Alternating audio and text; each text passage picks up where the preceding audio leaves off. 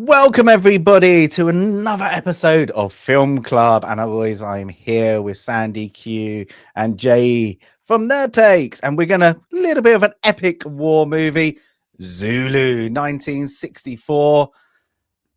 So I think one of you watched it, one of you haven't watched it before. Is that my right taking? I've watched it before. History time. And I had not, so this was my first viewing. Excellent. So yeah, this is I suppose it's always on every year in Britain somewhere, I think, because it's very British like that. It's very it's got some Michael Caine in it, so British staple kind of thing. So yeah, it's gone now. This is definitely was my pick. So things, but off the bat, was it in your wheelhouse? I'm guessing for Sandy, it was for the history part of it. It was for me, and I was glad to see that you had put it on the list. Yeah. And Jay, this is your typical go-to movie? Well, so in a way, but not, because war movies are in my wheelhouse. The kind of dated feel of this one took it a little out of my wheelhouse, but in terms of thematically, like what it's covering and all that, being a war movie and a history movie, it's definitely stuff that I'm interested in and certainly in my wheelhouse for sure. Yeah, excellent. So let's get with it, because I must say I forgot the start and the end of this with a very famous actor who's not in the movie. Yeah, Richard Burton narrating. So the voice, narrating. I knew the voice sounded familiar. I couldn't pinpoint what it was, but that makes sense. Yeah. When he did, I was like, "Oh, it's Richard Burton." Oh, okay. So he's narrating a, and I'm guessing it's a very historical letter. I don't know if it actually was, but it actually was a letter that Lord Chelmsford did send back home to Victoria, that they've lost a battle in, and we tried to pronounce it earlier, and now I completely forgot. Sandy, help me with pronunciation. Isandlwana.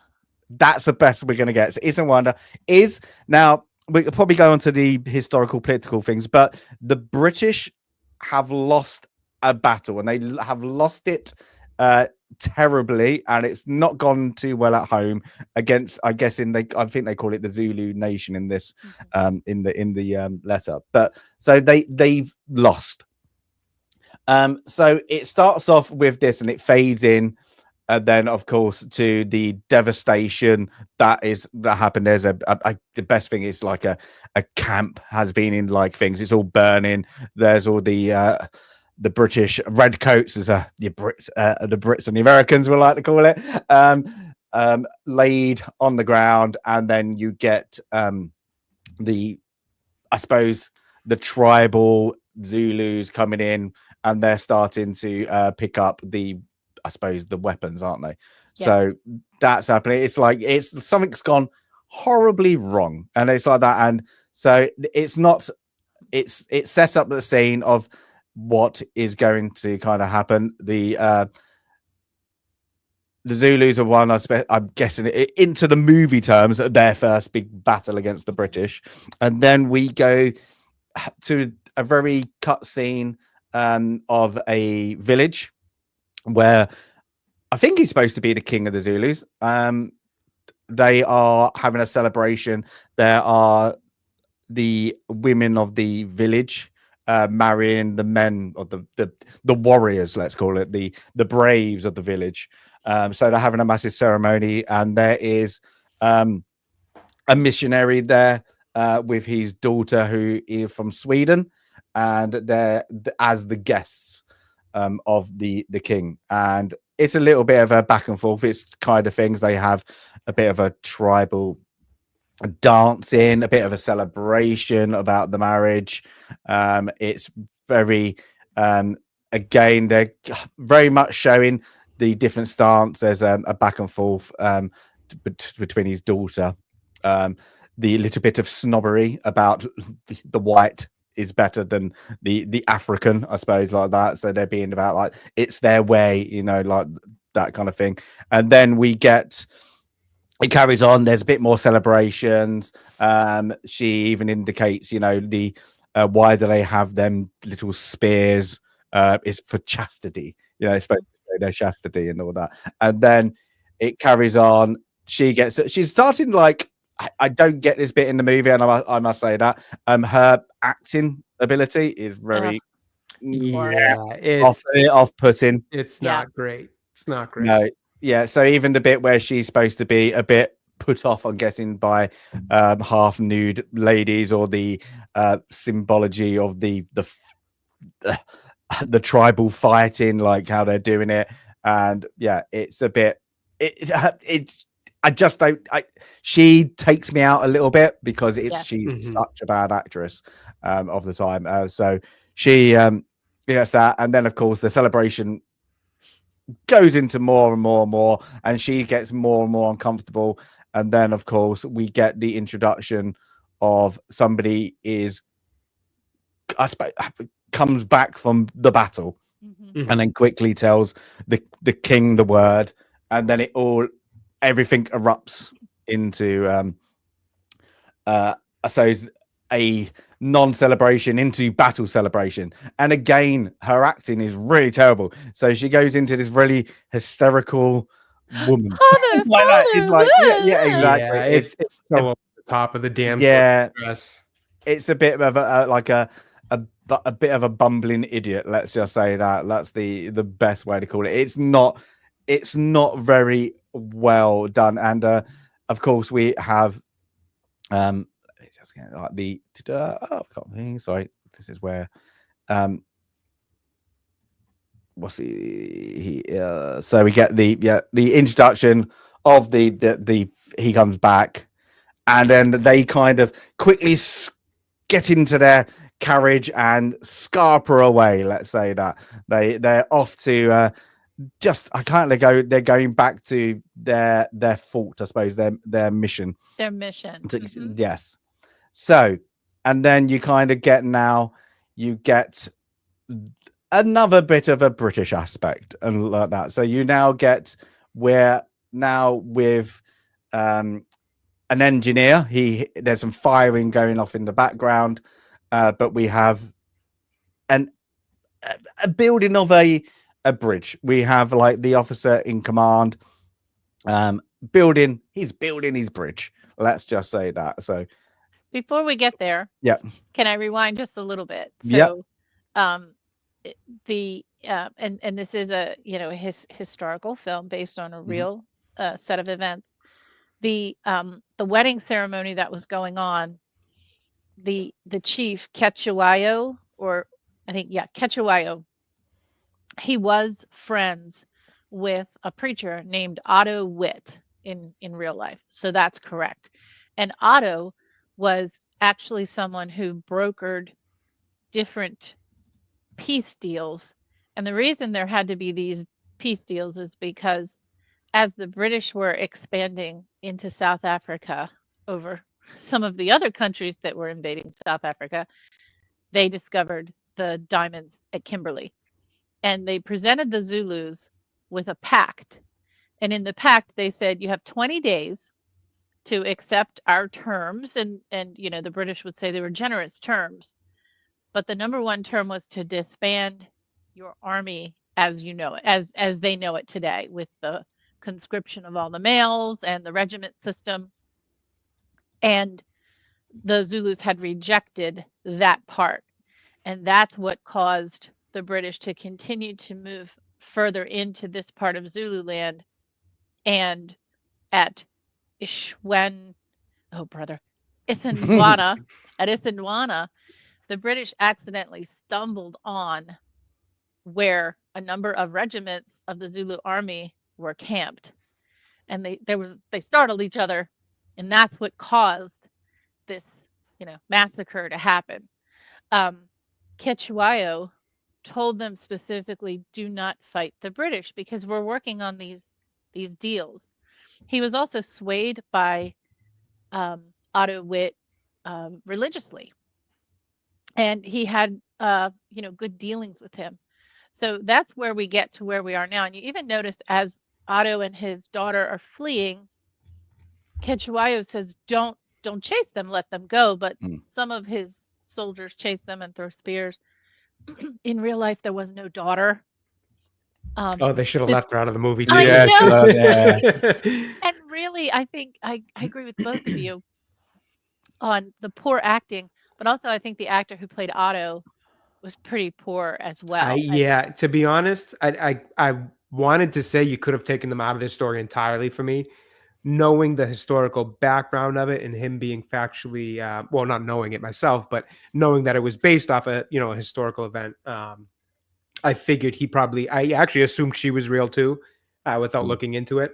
So I'm like, I get why they didn't, because they obviously, if it's historical, they want to try to keep it accurate and they want to have these guys in there for whatever role they played. But it seems like they probably played a bigger role in history than the film had them play anyways. Yeah. So it's like you could have just because the acting was so bad for the two of them, that it's almost like you could have just taken the two of them out and the movie would have been better for it. It's Jack Hawkins, and he's known for so much better work. He's in Ben-Hur, Bridge Over the River Kwai. He's literally a very famous British actor, and in this, his placement in this movie is a bit odd. Yeah, because he's such good, and I don't know if he was like, oh, I've got a small part, I'm going to go over the top, or he just got there and got a bit meh about the part. I don't know. It's a bit odd, and I think as you said, like if that was his introduction and that's how his introduction finished, he wouldn't have been missed in this film. I think the rest of his, I suppose you want to call it arc, but it's not really an arc. It is not needed. Yeah, it feels like it has no impact on the story. And I would even say that beginning scene with him in there, like, I don't even know that we need that had much impact, because it doesn't, if you don't know the historical background of him, it didn't feel like he had any impact in this. Like, even just that introduction, it's kind of like, okay, this guy knows the Zulu. Okay, he's obviously friendly with them. What else? Like, it just never really told you more about his importance to that extent that Sandy just described. So really, it just felt so kind of, with that mixed with the bad acting, just felt like, why is this in here?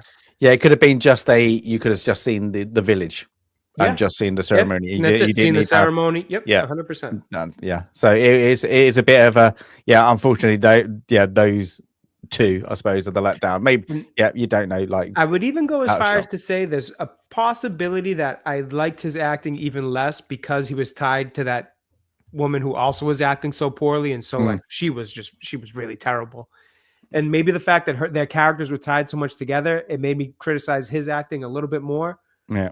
But I still think his acting wasn't technically, wasn't particularly good in this one either. But I might be giving him a harder time over it because it was tied to another actress who did so poorly, which the characters were together. That could be. That could be. And historically, he was more of a diplomat than he was a preacher, but he acted in a role more of a diplomat.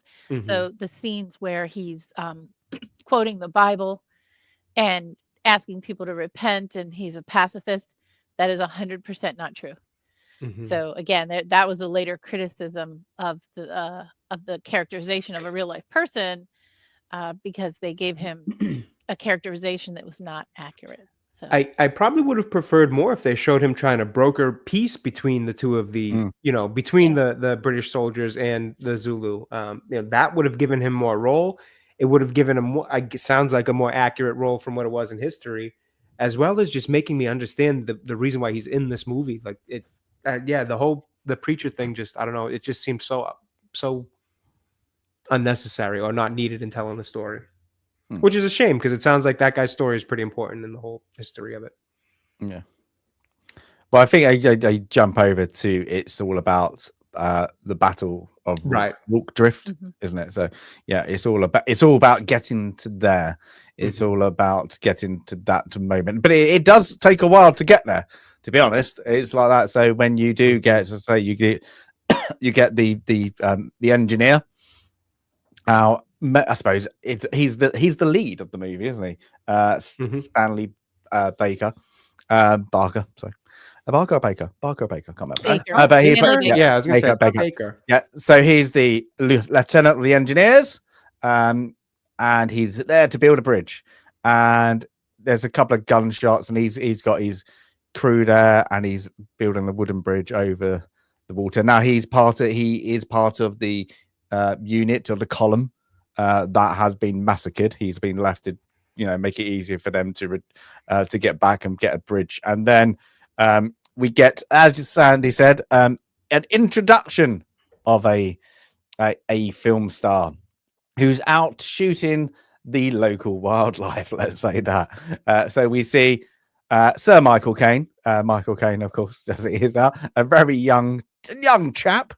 Let's say that. And they come across each other after a bit of mishaps within the building of the bridge. And hello, darlings. Let's just say that. Very Sandy's very prominent. Loves the hello, chappies.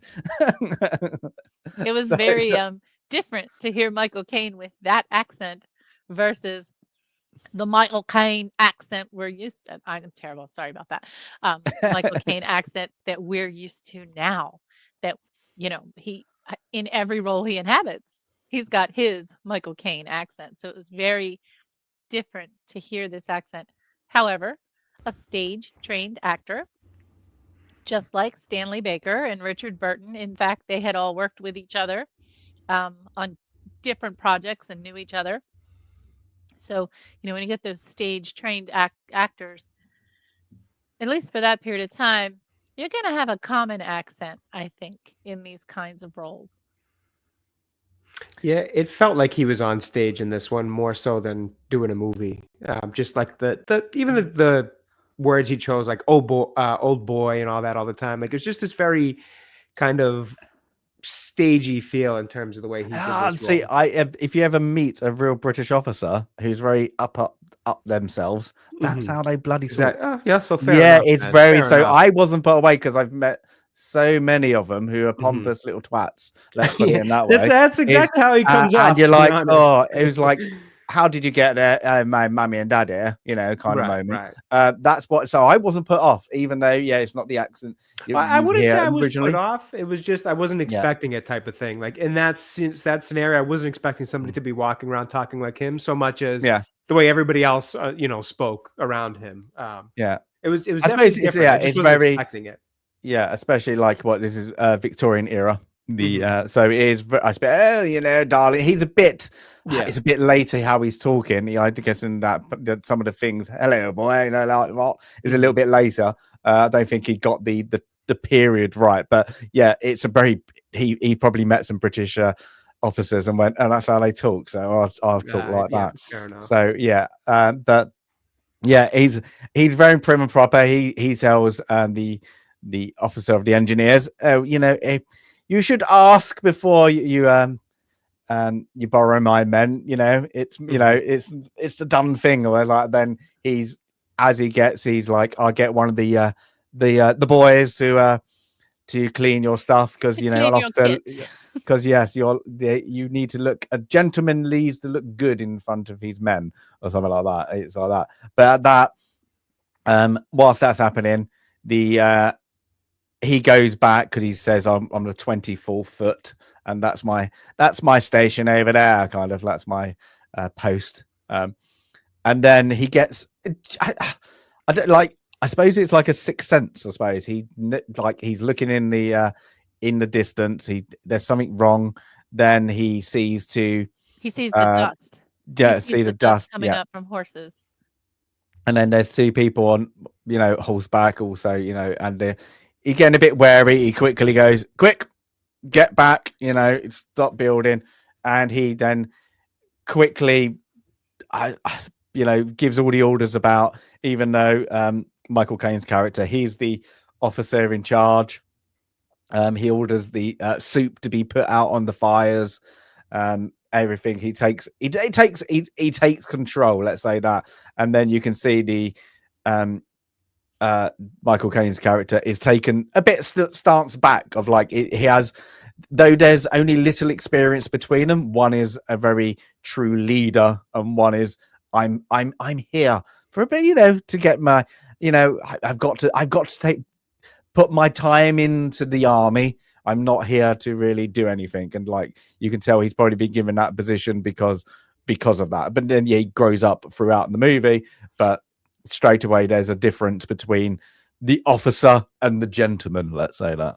Mm-hmm. I did like the kind of interaction between, this almost kind of checking of seniority and rank between the two of them. It plays off really nice. I think throughout the movie, you see pretty good chemistry between those two main actors.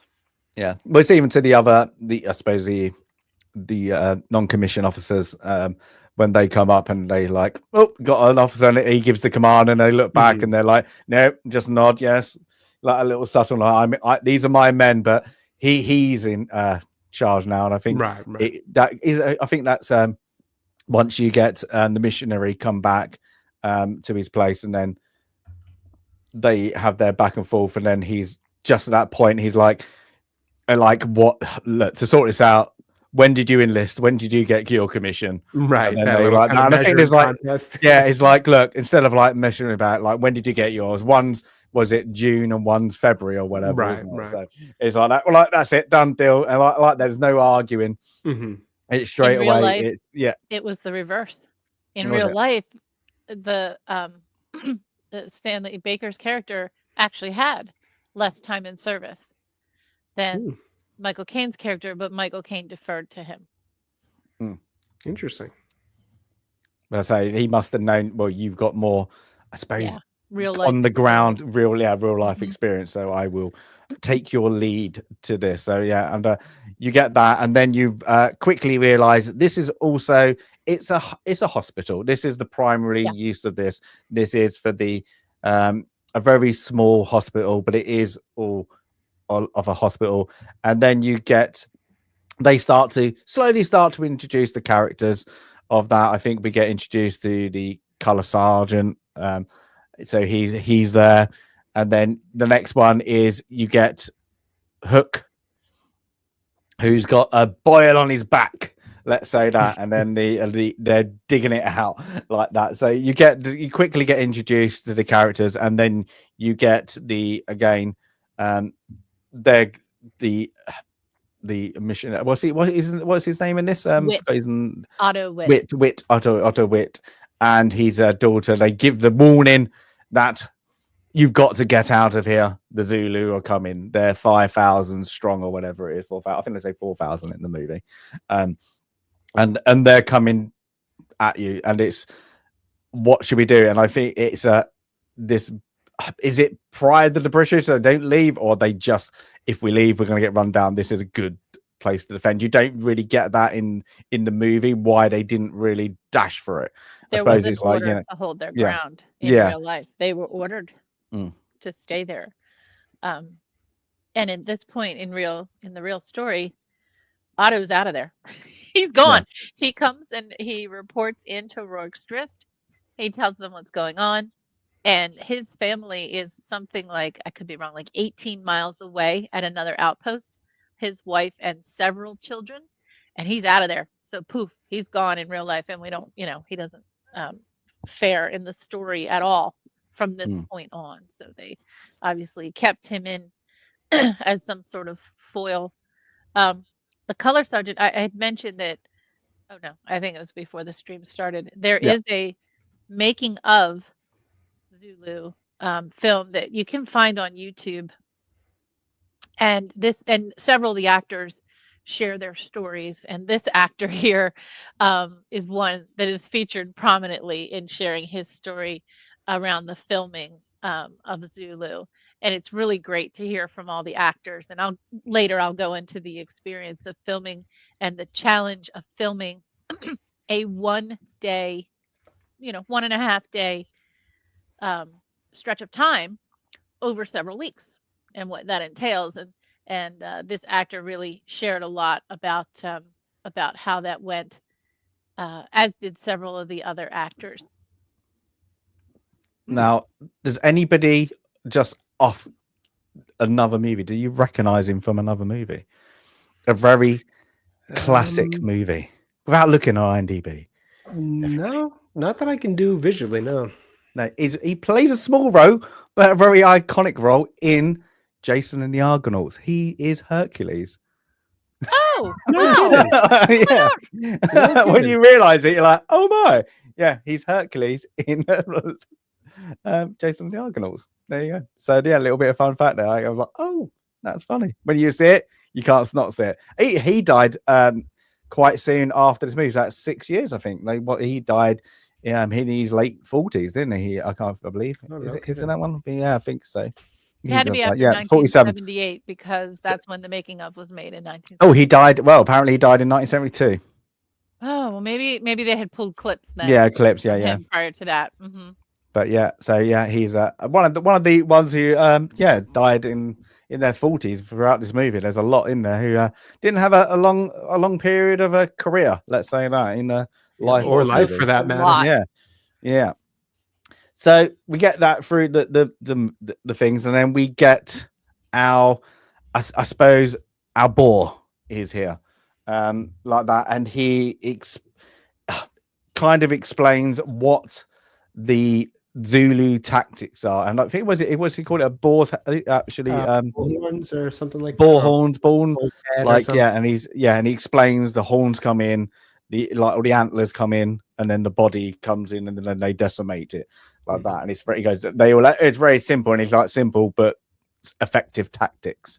But this is again, you've got the, I suppose they don't really dig into the history of the Boers and the British, of there's even to the point, I think it's later on in the movie that one of the lieutenants comes out and says, well, where do you want me? Well, it's your land, like kind of go where you want. It's like that. So the things, even though they are still I suppose not the natives of the land, but it doesn't really go into the Boer Wars. Now we're into another war, so we kind of get that. Again, it's I suppose again this is focusing not really about the history of time or the time of why things are happening there. This is all about this one historical battle of the time in, was it the 1879? So that is this movie. So there are some I suppose considerations, as I say, when you watch this movie, if you're a bit of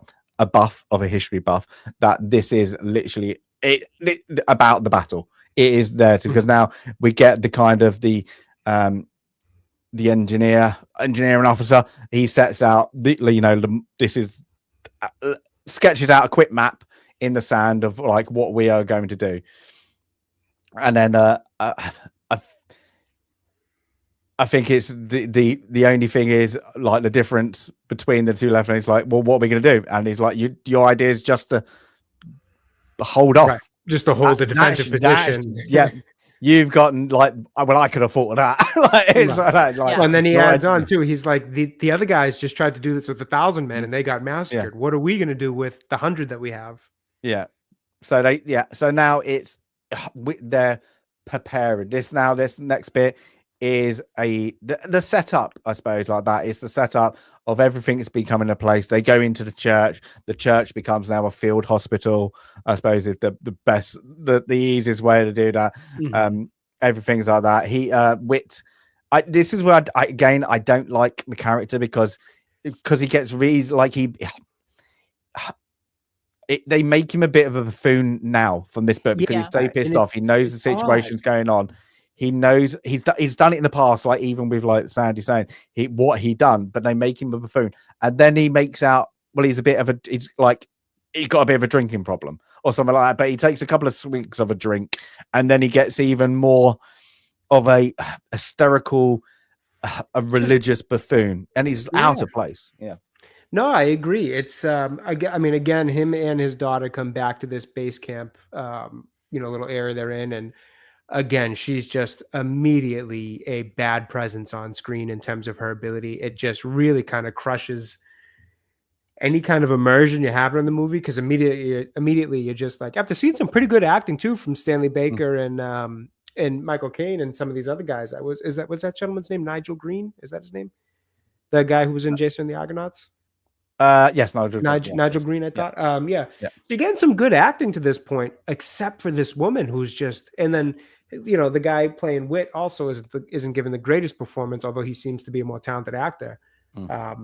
Their presence on screen is just like characters you don't like, and you don't like how they're being acted either. Yeah. His whole progression from like this guy who seems to have some kind of in with the Zulu and coming back to give a warning, to this quick jump of now he's this bumbling buffoon who's a drunk and can't stand on his own feet. It just seems so bizarre and out of place. And it's just they're two characters who, by the time they ship them off in that last, when they do get shipped off in their little cot, it's like, oh my God, thank God I don't have to see these guys the rest of the movie. See you later. Go find safety. Yeah, it just felt like it's just something wasn't right. Oh, they take it out, then it was right. It was like it was a misplacement. It's like they had the script and then they went, oh, we forgot about these characters. Do you want to introduce them? And it's like, oh, we've got this actor you can bring in, and then I don't know where they brought her from. Like, I think they're like, oh, we need a damsel in distress type. So it was. Yeah, one in, and it's like, because the next, like, isn't the next scene she goes into the I suppose where the bunks are in the hospital. Yeah. And they're like, well, the infirmary before they turn the church into one of the there's one of a sergeant, we don't know, I can't remember his name, who's a bit, he's suffering of either from heat stroke. He's got a shell shock. He's like really suffering. You can say there's something mentally wrong with him. And him and Hook don't get on. He apparently sent his money to Hook's wife, his wages to Hook's wife, and instead of him giving to Hook, so he can't gamble it away, it seems. And then she's there witnessing all this, and then he kind of Hook, and then you kind of get a weird relationship set up with Hook and the sergeant of like he faints, she witnesses it, she's a bit pissed off, but he kind of he gets it, sorts him out, like gets him up, puts him back on his bunk, and it's like that. But it's like, again, it's there only to set up this, again, what you're saying, like a female in a man's world, like she shouldn't be there. And then she goes into the next, I suppose, like room, and she kind of goes to help, and she kind of gets assaulted, really, doesn't she? Yeah. And they kind of everybody laughs it off, and then she goes off, and she's kind of ish buttoned, I suppose, like that. And there is no need for it except for having a female role in the movie, and then make it a damsel in distress, but she quickly scarpers off anyway. So it's a bit silly. It's just a bit of a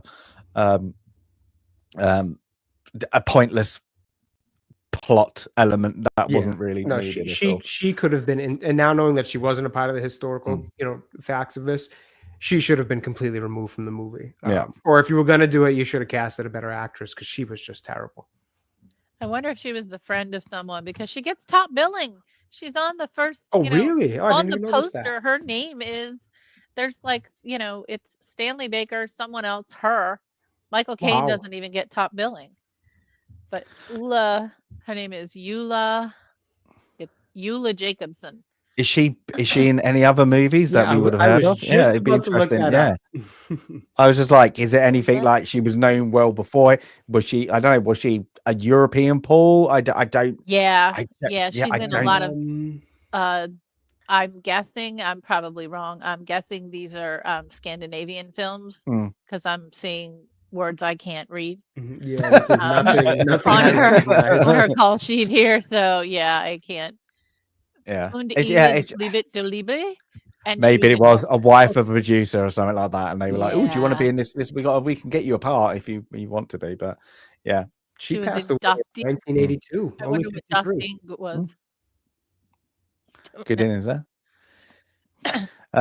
but yeah, so from that we get that weird scene, she things, and then we get the I can't remember what they call them, the nation something, don't they? The guys, the cavalry. They're not boar. They're something else. They're like conscripts, aren't they, or something? I actually didn't catch what they called them, other than cavalry. Yeah, they're not the part of the boar. They're a like a, I suppose, yeah, they're like a, I suppose, men for hire.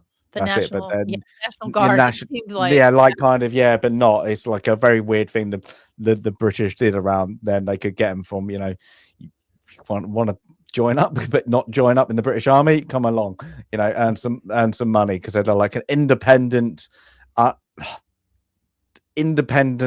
cavalry unit that kind of went there, realized, and got a clue what you're doing. They're out of it. We've just seen that, and they're out of there. And that actually is historic. They probably stayed there for longer, but there was 100 cavalry soldiers, cavalry men did turn up, and then just went, see ya, like that, bye-bye. And now I guess it's because even with that, there's still only 250, 260 people there against 4,000, 5,000 of the joint Zulu nation, and the others coming down on them, and it's like that. So they quickly scamper off, and then we get now back to Wit, who again, he just goes a bit hysterical, doesn't he? He's just like crying out, like there's bits of things about God, you've got to things like, and everybody else is trying to do their job. People are trying to get in there, so if they do come now, at least we'll have a fighting chance. And it's it's just again, his whole don't take up arms against your brother. They are our brothers. And, he's just coming off as like hysterical at this point, and just he's like, his mind's on the verge of snapping. It is, but then I could understand it if they showed him. Let's say they were going to make him a drunk, like they kind of, and he was already there, and they showed him that he liked his tipple. Let's say that, like he liked his few ones, and then all of a sudden he snapped because he's seen this massacre.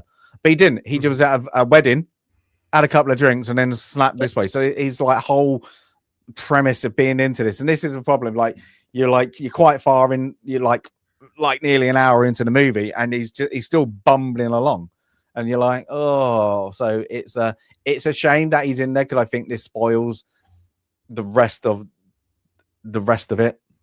So yeah, it's a shame, because everybody else we're doing it, we're on that. He even I like we forgot there's other bits of, like, there's there's between the engineer officer and the Welshman. And there's even, like, we've missed it a lot. I do like, there's subtle bit of, cordial, like, pleasantries between the officer and the privates, I suppose, like that, of this, the 24th foot, of, like, even when he's like, I can't remember what he calls himself, and he's like, you like, what are you sitting here? And at the beginning, don't he? Because you've got one of my singers. I can't remember what. The talking about the singing was kind of cool. It's like, well, you don't have a top tenor, do you? You don't have. Exactly. And I like important. that. And sorry, Jay, did you have to put subtitles on for the Welsh accent? No, actually, I was able to keep pace with it all. I was able to keep pace. That's it. Yeah, it was a stuff. The whole thing about the numbers, that the Welsh unit were referred to by numbers. Why? Well, because his name is Jones, and his name Jones is Williams. There's like 5 George Jones, which I like is that not part, historically true. Yeah. So that was a little bit of I guess, some kind of humor.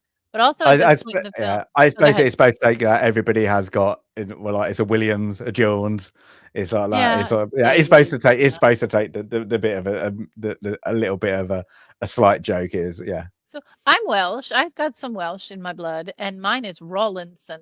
So it's not a Jones, not a Davies. It's Rawlinson, which is a very, I guess, a little more rare than those common names. I know low Rolands, not Rolandsons. No, like Roland. Rawlinson. Yeah, without the SON. No, quite a few of Rolands, Welsh ones. Yeah. The at this time, you also have the guys in the infirmary who are conspiring to I think your word is skive off and be evacuated.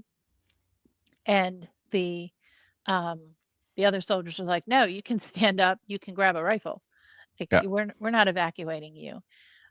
This is where until I had read the historical account, I didn't realize how what a disservice they did to the real I think he was a Corporal Hook, because in real life he is regarded as the model soldier. He's Yeah. regarded as a stand-up guy who would sacrifice anything, who was not in this situation that they placed him in the film, to the point where when this movie was premiered, he obviously was no longer with us, but his kids and grandkids walked out of the premiere, and I wouldn't blame him. they demanded an apology Hmm. Well, it's because funny. yeah. Oh, I'm sorry. I don't mean to interrupt. No, go ahead. No, it's funny you mentioned that because I found his character to be incredibly unlikable. He was probably right there with the Yeah. made up girl character. I say character, obviously this is based on a real person, but in terms of how it was played, it clearly wasn't, because he was just unlikable. The way he was treating the seemingly senior ranking member, I don't know if he was an officer or what he was, but the guy who was Sergeant. delirious under him, under him in the bunks, he's treating him like crap. He's just seems like kind of an ass, to be honest. The whole way he's played in this movie is terrible. So not to spoil what happens at the end, but by the time we get to the end and we hear, kind of the medals and all that, it was like, wait, that guy got one? I'm like, so to hear that the real truth behind it is he was a model soldier makes far more sense when you get to the end point of the movie than this character, because he just comes off as, just like I said, just an ass. Yeah, it really wasn't fair. The sergeant in the bunk under him, if you noticed in the film, kept saying, I'll make a soldier out of you yet. And I think they were trying to play on the story that this sergeant still had faith in him and wanted to make him a good soldier, which, sort of eventually happens, but not even. I don't know. I don't think it was totally a heroic story. But really sad to see that wasn't portrayed, because again, this is another situation where the real life story is so interesting that you don't need to paint it or color it or change it. History is really exciting because it really happened, and we don't have to question whether, well, what's this guy? No, in real life. Well, that's like it is like a somebody at the production higher up went, oh, have you got a damsel? Have you got the villain? Have you got this person? Like they were like going through this, like, this is what the audience expects, so you need these people in it, instead of otherwise it would be just a bunch of like British soldiers in the desert kind of thing, like that. No, so. and I do think, to your point, Sandy, I do think, and to yours too, I think that is what they were trying to do, is to add different elements to the story, so it isn't just this is a battle that took place type of thing.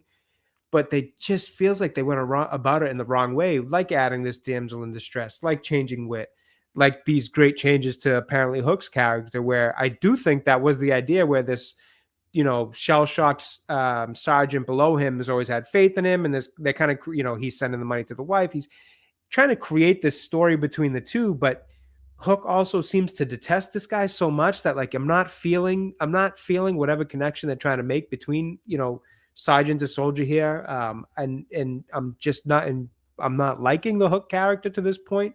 And honestly, all the way through the end of the movie, even when he kind of has his little bit of redemption and all that, I'm still just kind of like, but you were kind of an ass the whole movie. I still don't really know that I like who this was. So I mean, if I'm those family members and I watch this movie at the premiere and that's what they do, I am livid. I want more than an apology. I would be livid. Yeah, it is again. It is. There has been some interference. Let's say that you can see that quite heavily. It is for let's make it more for the similar go at the time. It's right. It's which I can't understand, right? Like, I think we can all understand, even when they take historical events. It's always said based on true events. Nothing's ever. No movie ever comes out and says this is exactly how it happened. Typically, it's based on true events. You're a movie studio. You got to fluff it up with some stuff to make it more theatrical, more, like you said, more made for the cinema goer. But it's just like, I guess I feel like if you're going to do that, you guys could have given a better effort at doing it better in a way that audience would like more, not cast a bad actress, or maybe not make him so kind of, kind of prickly in terms of his personality. Maybe do it a different way that doesn't make him unlikable to the audience. I get the idea of doing it, and I don't typically have issues when they do it in certain movies, but I just wish they would have done it better with those two cases. Yeah, I do. 100%. So now we're getting I suppose everything's set up. As this part now, did they get kicked out now? Or is it no? It's not. No, not yet. He's now. Yeah, Not now. yeah. Isn't he now being confined to a hut? Hasn't he? Yeah, He's kind of in the I back of the church, I think. Yeah. Because he's like talking to one of the soldiers through the boards at the door or something. Yep. And now you get the first, I suppose, charge. Well, they hear something. Yeah, they hit. Yeah, Hear something. Sounds like a train. train. Is it? Yeah. Oh, that's it. Train. That's it. Yeah. Sounds like a they hear train. that. What is it? What is it? Well, what do you think it is? There's only one thing it can be. What do you think it is? It sounds like a train. Yeah.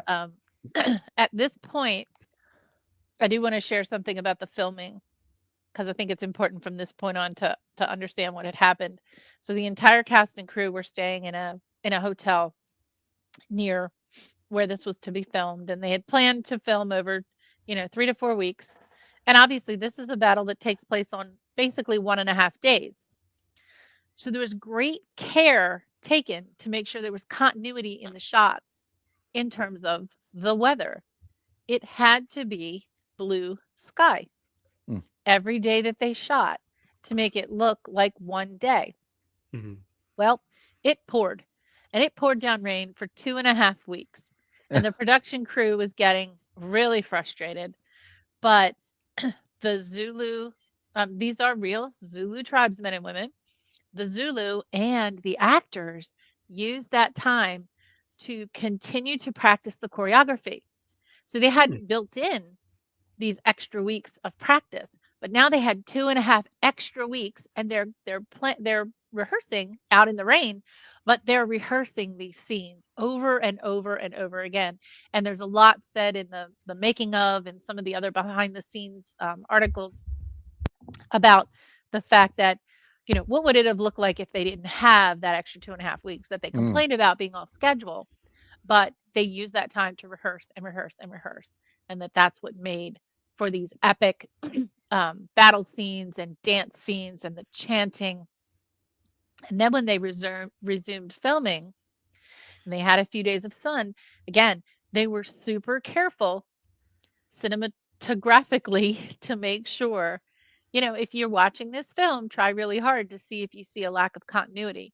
But it's bright sun. And I kind of think when I heard that in the making of video, because this film for me, like, it's the cinematography and the lighting and all of that makes it one of those really great epics. And how could we even compare like the CGI garbage that we get today to something like this? And it's all about the sun. If you're a photographer, your natural sunlight is the best light ever. And they used the sun to really, really set an amazing setting for this film. So right before we're hearing the train is coming, these warriors are coming, to the precipice of the hill. They'd been training week after week after week for what was to come next. I think it paid off. No, definitely. That's actually really interesting to think of, because I hadn't considered that. And as always, I do have the movie playing beside me here just for the visual cues and references. And you're right. I mean, the sky's always the only thing you can see that would make you wonder, like, oh, I wonder if these were different days, is the amount of clouds in the sky in different shots, which could easily be explained as just different perspective as well. Over here, there's not as many clouds. Over there was that day. Like, you know what I mean? So, and even that, it could be wrong. It could have been the same day, and that actually was the case where there was just a few more clouds here than there was over there at that point. So that's really cleverly done. I like that. That's interesting to know. And I think it probably helps that they shoot it through the north and the south, innit? They like where the battle takes place. It's like, they have two sides really. They can actually shoot, so you can actually give that different perspective of like the grandeur of it as well. But just how the camera crew could go, okay, in the evening we do this shot. Well, in the fading light is here in that day. We do that side, and it could work out. It could work out. But yeah, I'd like to have, I suppose, like when the battle, you can see I like how they you get a lot, I suppose, on this era where it doesn't look like they're against a lot of people.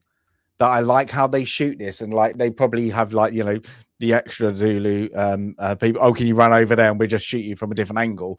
But it looks like they're against a lot of people. I would like to know it's not like in the movie it is blatantly not 4,000 people if you do that, but it still seems a hell of a lot because they do it again in waves. That is clever. And they show it they're waiting on the hills, they're in ditches and all that. So it does feel like there's a lot. They are outnumbered by things, and by the first wave is they do the first volley, and again there's still a lot more to come. And I think it's clever, like the boar, once they do their first volley, I think it's it's obvious what's going to happen, they're going to get taken down, that these braves aren't going to survive very, very long, but there's only a number of them. But then they quickly find out from the boar that they're just counting your guns. That's what they were doing. They're this just is the learning. first. Yeah, they're just literally studying where you're positioned and what your numbers are. And I like that. It was like that, because I think there's even ones like the barbarians and all that. But sorry, they've been doing this for centuries as well, different like that. But this is now you're on their turf, and they're going to use every advantage. And now you might have the modern weapons as such. So in this one, but it's they're still smart. That's why they've got this land. They got it from somebody else. They're the ruling nation here at the moment. Right. Yeah, no, that was a pretty grim kind of thing, but also just an interesting aspect of, like you said, this is their way of war tactics. This is their version of, recon, I guess, so to speak. We have to find a way to figure out your numbers, your guns, and this is how we do it.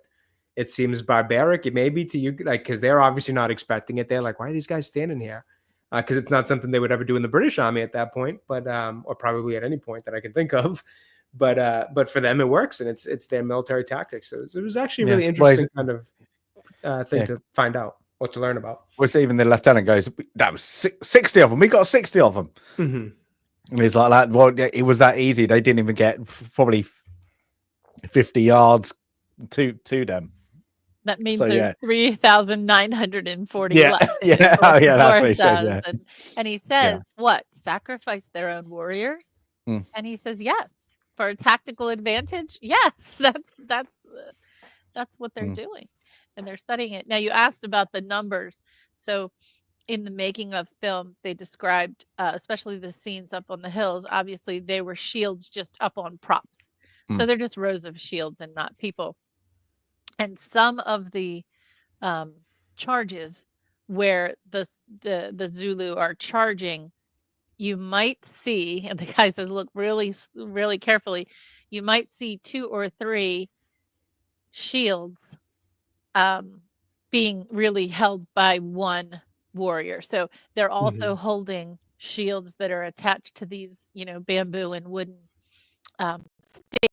So it's 2 or 3 across, so that when they're running, it looks like 2 or 3 soldiers. And he said, now look at the legs. You'll find that many of the shields are missing legs. But you don't see that though. You would have to do frame by frame, pause by pause for it. You wouldn't. Yeah, you would have to be really. Oh, next scene, and not, if you're watching the movie as it is, I didn't notice once that. Yeah. No, because you're looking at the movement and the motion, and it is filmed incredibly well. Again, the lighting and the motion that is captured, and the sound. We didn't even talk about the sound. The chanting and the beating of the shields, and I'm watching it again, on our television instead of in the theater. Oh gosh, what that might have looked like in the theater. The chanting, I would say, stood out as unbelievable. It just sounds so good. I don't know what's being said. Obviously, I have no idea, but it's honestly, for lack of a better way to put it, it's beautiful chanting. I don't know if from the war chanting to the village dance in the beginning, it just sounds so awesome in terms of the melody and kind of musical nature of it. but you get like from just the pitch and the tone what they're doing. And I Right. think that Mhm. like that's what you get it. You get what they're doing. Like if they're from the celebration or they are about to intimidate, and then later on we'll talk about the end bit. But it's cleverly done. It's like you don't need. There is you do have that classical song over the top of it, but apart from that, it is all about the Zulu song chant and all that. It's there, so it's well used for the movie because it needs to be. But when they let it play out, and I think that's clever. They don't just have a little snippets. When they need to continue it, it's continued and it feels right. I wanted to make sure we recognize this is 1964. Again, early 60s. Pretty, again, when you think about the sound, that chanting is happening in a great big open field. How on earth did they capture that? Right? This is not in a concert hall. This is in a great big open field, unless they recorded it elsewhere. I don't know. I'll have to look that up. They definitely did some dialogue recording elsewhere afterwards, because Okay. at some point it's a little heavy. This is just my guess based off what I saw, but in some of the dialogue, particularly from the British soldiers, you could tell that it didn't quite match up with the the person actually speaking, not in terms of the mouth not matching Okay. up, the sound quality, like in terms of depth and distance and the changing head position, stuff like that. You could tell that they probably went back and kind of did a redubbing of some proper voice recording. Now, did they apply that to the chanting as well? I have no idea. That seemed to be pretty authentic in the scene. But there was definitely I could tell some dialogue was reworked after. And that would make sense. Just to go back, this was not a book, but there are several books about this battle. The film is based on a short article that appeared in a magazine called Lilliput in 1958, written by John Curtis Preble. He then went on to work with someone else, and I'm sorry, I think the name was Enfield, to write the screenplay. Unfortunately, I tried. There's no way to get this actual article other than to go to certain libraries. So maybe when I'm in the UK in a few weeks, I will seek it out in one of the libraries. But I did read the book I wanted to read, which is considered the best narration of this event, is the book Zulu Rising, which I think was going to be the name of was the name of a sequel we won't talk about. But that book was unavailable. Couldn't get my hands on that book at all. Couldn't order it. There was no audiobook. So I went with the second best, which was called Crucible of Honor, The Battle of Rorke's Drift. Now here's what happened there. So I got the audiobook. I love audiobooks because I have a very long commute every day. The narrator, the quality of an audiobook really is down to the narrator. The narrator had a habit of doing voices for every one of the characters, and they were not well done. This guy was not Stephen Fry doing the Harry Potters. So I didn't complete listening. I listened to just a few chapters, and then I went and read, some of the online summaries of the battle. So sadly, I did not read a complete book on this battle. But the one to look for is Zulu Rising. If you can get your hands on that one, just impossible to get your hands on that. Sorry. There you go. No, but yeah, it's a little bit of a things. Yeah, the battle, I must say, like the history of it, I think this is. I always say this, like we're going to more the battle, but what's coming up is. I always like this if you go and then start to do a bit of research. I've never heard of this, and it might dive into other parts of what happened before, what happened after. So it's quite a. I hope that any movie like this makes people do that.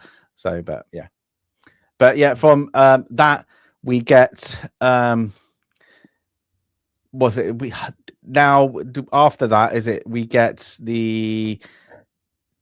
they get pinned down, don't they? There's now they've got the they're not snipers. They've got some oh no, sorry. Now isn't it now that we say goodbye to Wit? Isn't it? Yep, now he is Yes, gone. yes. Now we get This so is when that's we before that. thankfully send them into the Their merry way. African plains to do whatever the hell they're gonna do and just get Yeah. off screen. Yeah, and never seen again. Thrown out. See you later. Goodbye. Get rid of you. That's it. It literally is. You won't be missed. Yeah, and then you get so they go. They just ride off into the sunset. You know, Steven Spielberg. Well, before they ride off Yeah. into the sunset, they made sure to have him be completely hysterical one last time, telling everybody that they're gonna die, and then he rides off into the sunset, which was like, couldn't come fast enough. And I just don't get what they were, what they were thinking with the character, even when he's shouting and screaming, you're all gonna die, don't hurt your man, your fellow man, and stuff like that. They're like, trying to play on with the British Christian in them. It's like, dude, we're in a rock and a hard place here. There's not much we can do. Like, Seriously. we have, you know what I mean? Like, save it and just go on your way. So so you get now they're off, and now you get the next Zulu, I suppose, moment of taking the high ground just above them, like where they can't really run down, but now they've got, I'm sure this is where they've stolen the rifles from the previous battle, isn't it? And this opens with a really cool image too, where they have one of the Zulu leaders. I don't know if it's tribal leader or just, a military leader, whatever. He just kind of stands up and he has his shield, and then he just raises one arm with one of their rifles in it. And I thought it was just possibly the best shot of the movie, because it was just like, oh crap, this isn't just going to be a battle of spears versus guns. This is something entirely different. They now have your weapons and all that, and they're obviously, skilled enough to use them. So this totally changes the ball game. It's like straight away you're like, oh, and they have a lot, because they've taken it off all the dead, every, so they've got, if there was a foul, was it, I think it's 1,000, 1,500, 400 native conscripted, and then 1,200 British soldiers, and they've all had rifles. And now the Zulus are gone like that. So if you take that in perspective, like a quarter of this force have got rifles. They might not have the ammo, they might not know how to load them, but they can fire at least, a few rounds at you. At least, at least a couple. It's the importance of being agile. And, you have so many historical examples where a regimented, process-driven approach to military tactics is successful until you have to have a revolutionary war in America. Until you're on someone else's turf, until you're at the Battle of Agincourt, until you're at the American Revolution, until you're here, where you have to realize that you're underarmed and undermanned. What did they say? Technologically unadvanced opponent. If they can be more agile and not regimented, they will win. Because yes, they were technologically unadvanced until they grabbed your guns. And now they're, almost as technologically advanced as you are. It's not the guns that is the difference. It's the brains to grab the guns and to bring them to the battle, right? It's never the weaponry. It's the ability to change tactics and be smart. And in this case, you knew what was going to happen. You knew they were going to be surrounded, and you knew there were going to be, the British volley system was going to have to accommodate or overcome the Zulus' willingness to sacrifice the first several lines that they threw in there. That's their tactic. But it's also very agile when they can go back and regroup and have a little psychological warfare going on as well.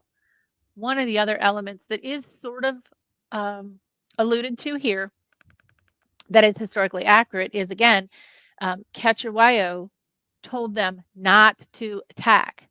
So in the historical account, when they retreat, they're not just reforming to come back, they're rethinking should they go back, because they know they've been told not to attack, and yet they're making the chiefs on the ground are making the choice to continue to attack, even though their overall chief has told them don't do it.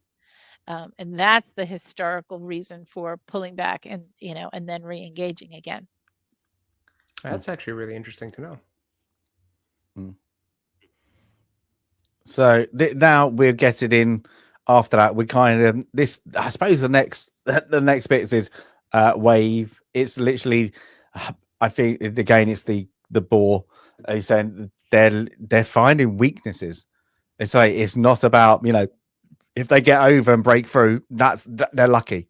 They're all about the weakness, which is the weak position. Like they've got the guys on the hills.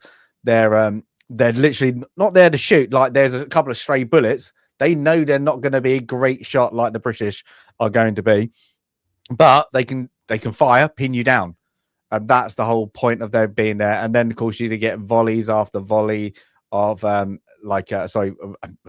volleys, charges after charges, wave after wave, wave after wave, and then you get the British they run out and they have to go to bayonet. That's it. So they're now hand-to-hand combat against going to be more trained than them at hand-to-hand combat. It's literally this is before they just got their rifles. That's their tactics, hand-to-hand combat, charge in, do it. So once you can see this quite things is once the small group do break the line, they kind of they get a couple of the British, they start to kill them, and it's like that. So it's not the things, the numbers is still ridiculous the other way. It's still the volleys have done their job, like the lines haven't really broken, but this is all about finding which is the weak area, which is the one we can all go at, because this is they're doing, and they show it quite well, is like 1 minute they're attacking the north, next is going to be the south, and they're just going to find out which one can you get your forces reorganized the quickest and all that, whilst the shooters on the hills can just keep you pinned down, so you can't move into position because there might be a stray bullet with your name on it. Yeah, it is really interesting to see, as somebody who I knew nothing about this battle. I've always been interested in history, but I've never been a history buff, so to speak, in terms of knowing a ton about a lot of it. So finding out more about this battle and seeing the kind of the strategic differences, the technological differences, and all that, it was probably my favorite part of the entire. It's kind of like you said, Stasis. It did spark a little bit of a need or more of a want for me to look more into this kind of stuff, which I think when you are making historical films, that is kind of what you're hoping. I think you want the audience to leave with, and it definitely did that for me. Seeing the difference between the two, and in technology, tactics, numbers, and seeing how it all plays out was really fascinating. So the battle carries on. And then we get one of the, I suppose, I think he's a sergeant or corporal of one of the, he's not a British, he's in the black, isn't he? I can't remember what I couldn't pinpoint exactly what his role or where he was. Yeah, I think he's one of the free, I suppose they were the Free States, but not anymore, in South Africa. He comes hobbling out, doesn't he? With his foot in bandages. I'm not staying in here.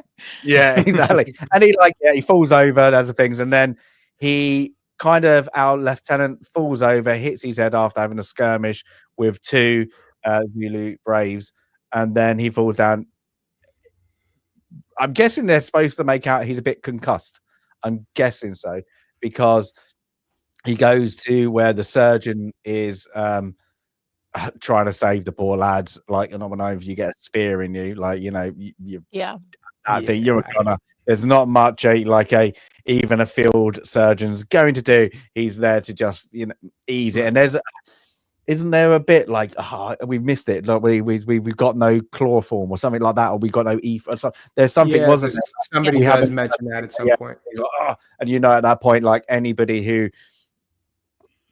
is going to be in pain, you're going out in pain. You're going to it's not going to be a nice one. Then of course the surgeon goes up to the lieutenant and goes, "Are you okay?" And he's not. And then this bit is where Michael Caine's character kind of has the kind of set up with the color sergeant, and of course the Zulus retreat, and some of the naive younger privates, I suppose, like, oh, we've got them on the towers, let's chase after them. And color sergeant pulls them back, because this is just a tactic. This is this is just a little bit of the taste, I suppose, of what is to come, and again, then it's now back to the other side. There's another and a charge after charge. And again, on this one, it goes back to Hook, doesn't it? He's playing I don't know what the game is. Shell game. Yeah, we call it shell game. I don't know if there's another name for it. It might be another. Yeah, but he's playing that by himself. He's doing like that. So it's making him look like he's, look, there's a battle going on outside, and he's playing a game, and it's only until one of his other guys has kind of a go at him, like, oh, come on, help us, like that. And he's like, well, if you're telling me to do it, that's okay now. And it shows he's a bit inept about, superiority. He's like, you're corporal, I'm not listening to you. Lance Corporal, you can sod off. Sergeant, you can sod off. Oh, one of my mates, yeah, all right, then I'll help you. But apart from that, then he actually gets in, he starts to fire back. Yeah, it's again, it's showing he's not worth to the British, to be a British soldier, really. Yeah. It's like that. Yeah. So yeah, with the real life, no wonder they did get very pissed off. But yeah, and then of course, then after that you get we see the cook again very briefly. He gets done because they are with I'm not sure who's with him, one of the other ones who are dishing out ammo, and then they get the two other people coming out and like it's like the ammo is not an ammo bag, it's literally drop off a couple of shell casings and then quickly go on, and it's like that. And then again, it's everybody is, I think now it gets into very the British know the tactics are what's going to happen, and now they need to up their game with kind of different tactics. But I love this. It's like colour sergeant all the time. Yes, sir. Like that. I love that. It's like every like probably every 10 minutes of the movie, you just say colour sergeant. Like, yes, sir. And it's like that. And and now they're getting into, we need to set ourselves up to have the best defense. We can't just keep on letting them run us having a volley, them running. It's literally that old first line, second line, the old British tactics are now got to come into control, and I think they show that quite tightening up. They're bringing in the concentric circle here, where they've got the sandbags around the perimeter, but then now they have the second perimeter, and they're going to use, they call it the bugler, because once it's time for the soldiers to retreat from the outer perimeter and run into the inner perimeter, the bugle's going to call them to come in.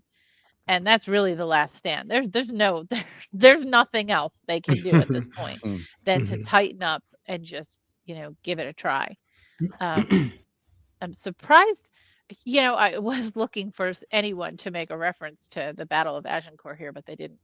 Where you're just terribly outmanned and the British came through. There were no pep talks in this film. No pep talks. No, hey, we can do it. We're the British. We've done it before. We'll do it again. They're just, they're obviously in the fight for their life. The next wave is coming, and the next wave is getting in. They're getting in.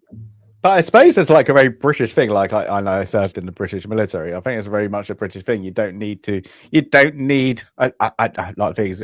You never needed that pep talk. You knew your job, and it's literally, that's it. That's it.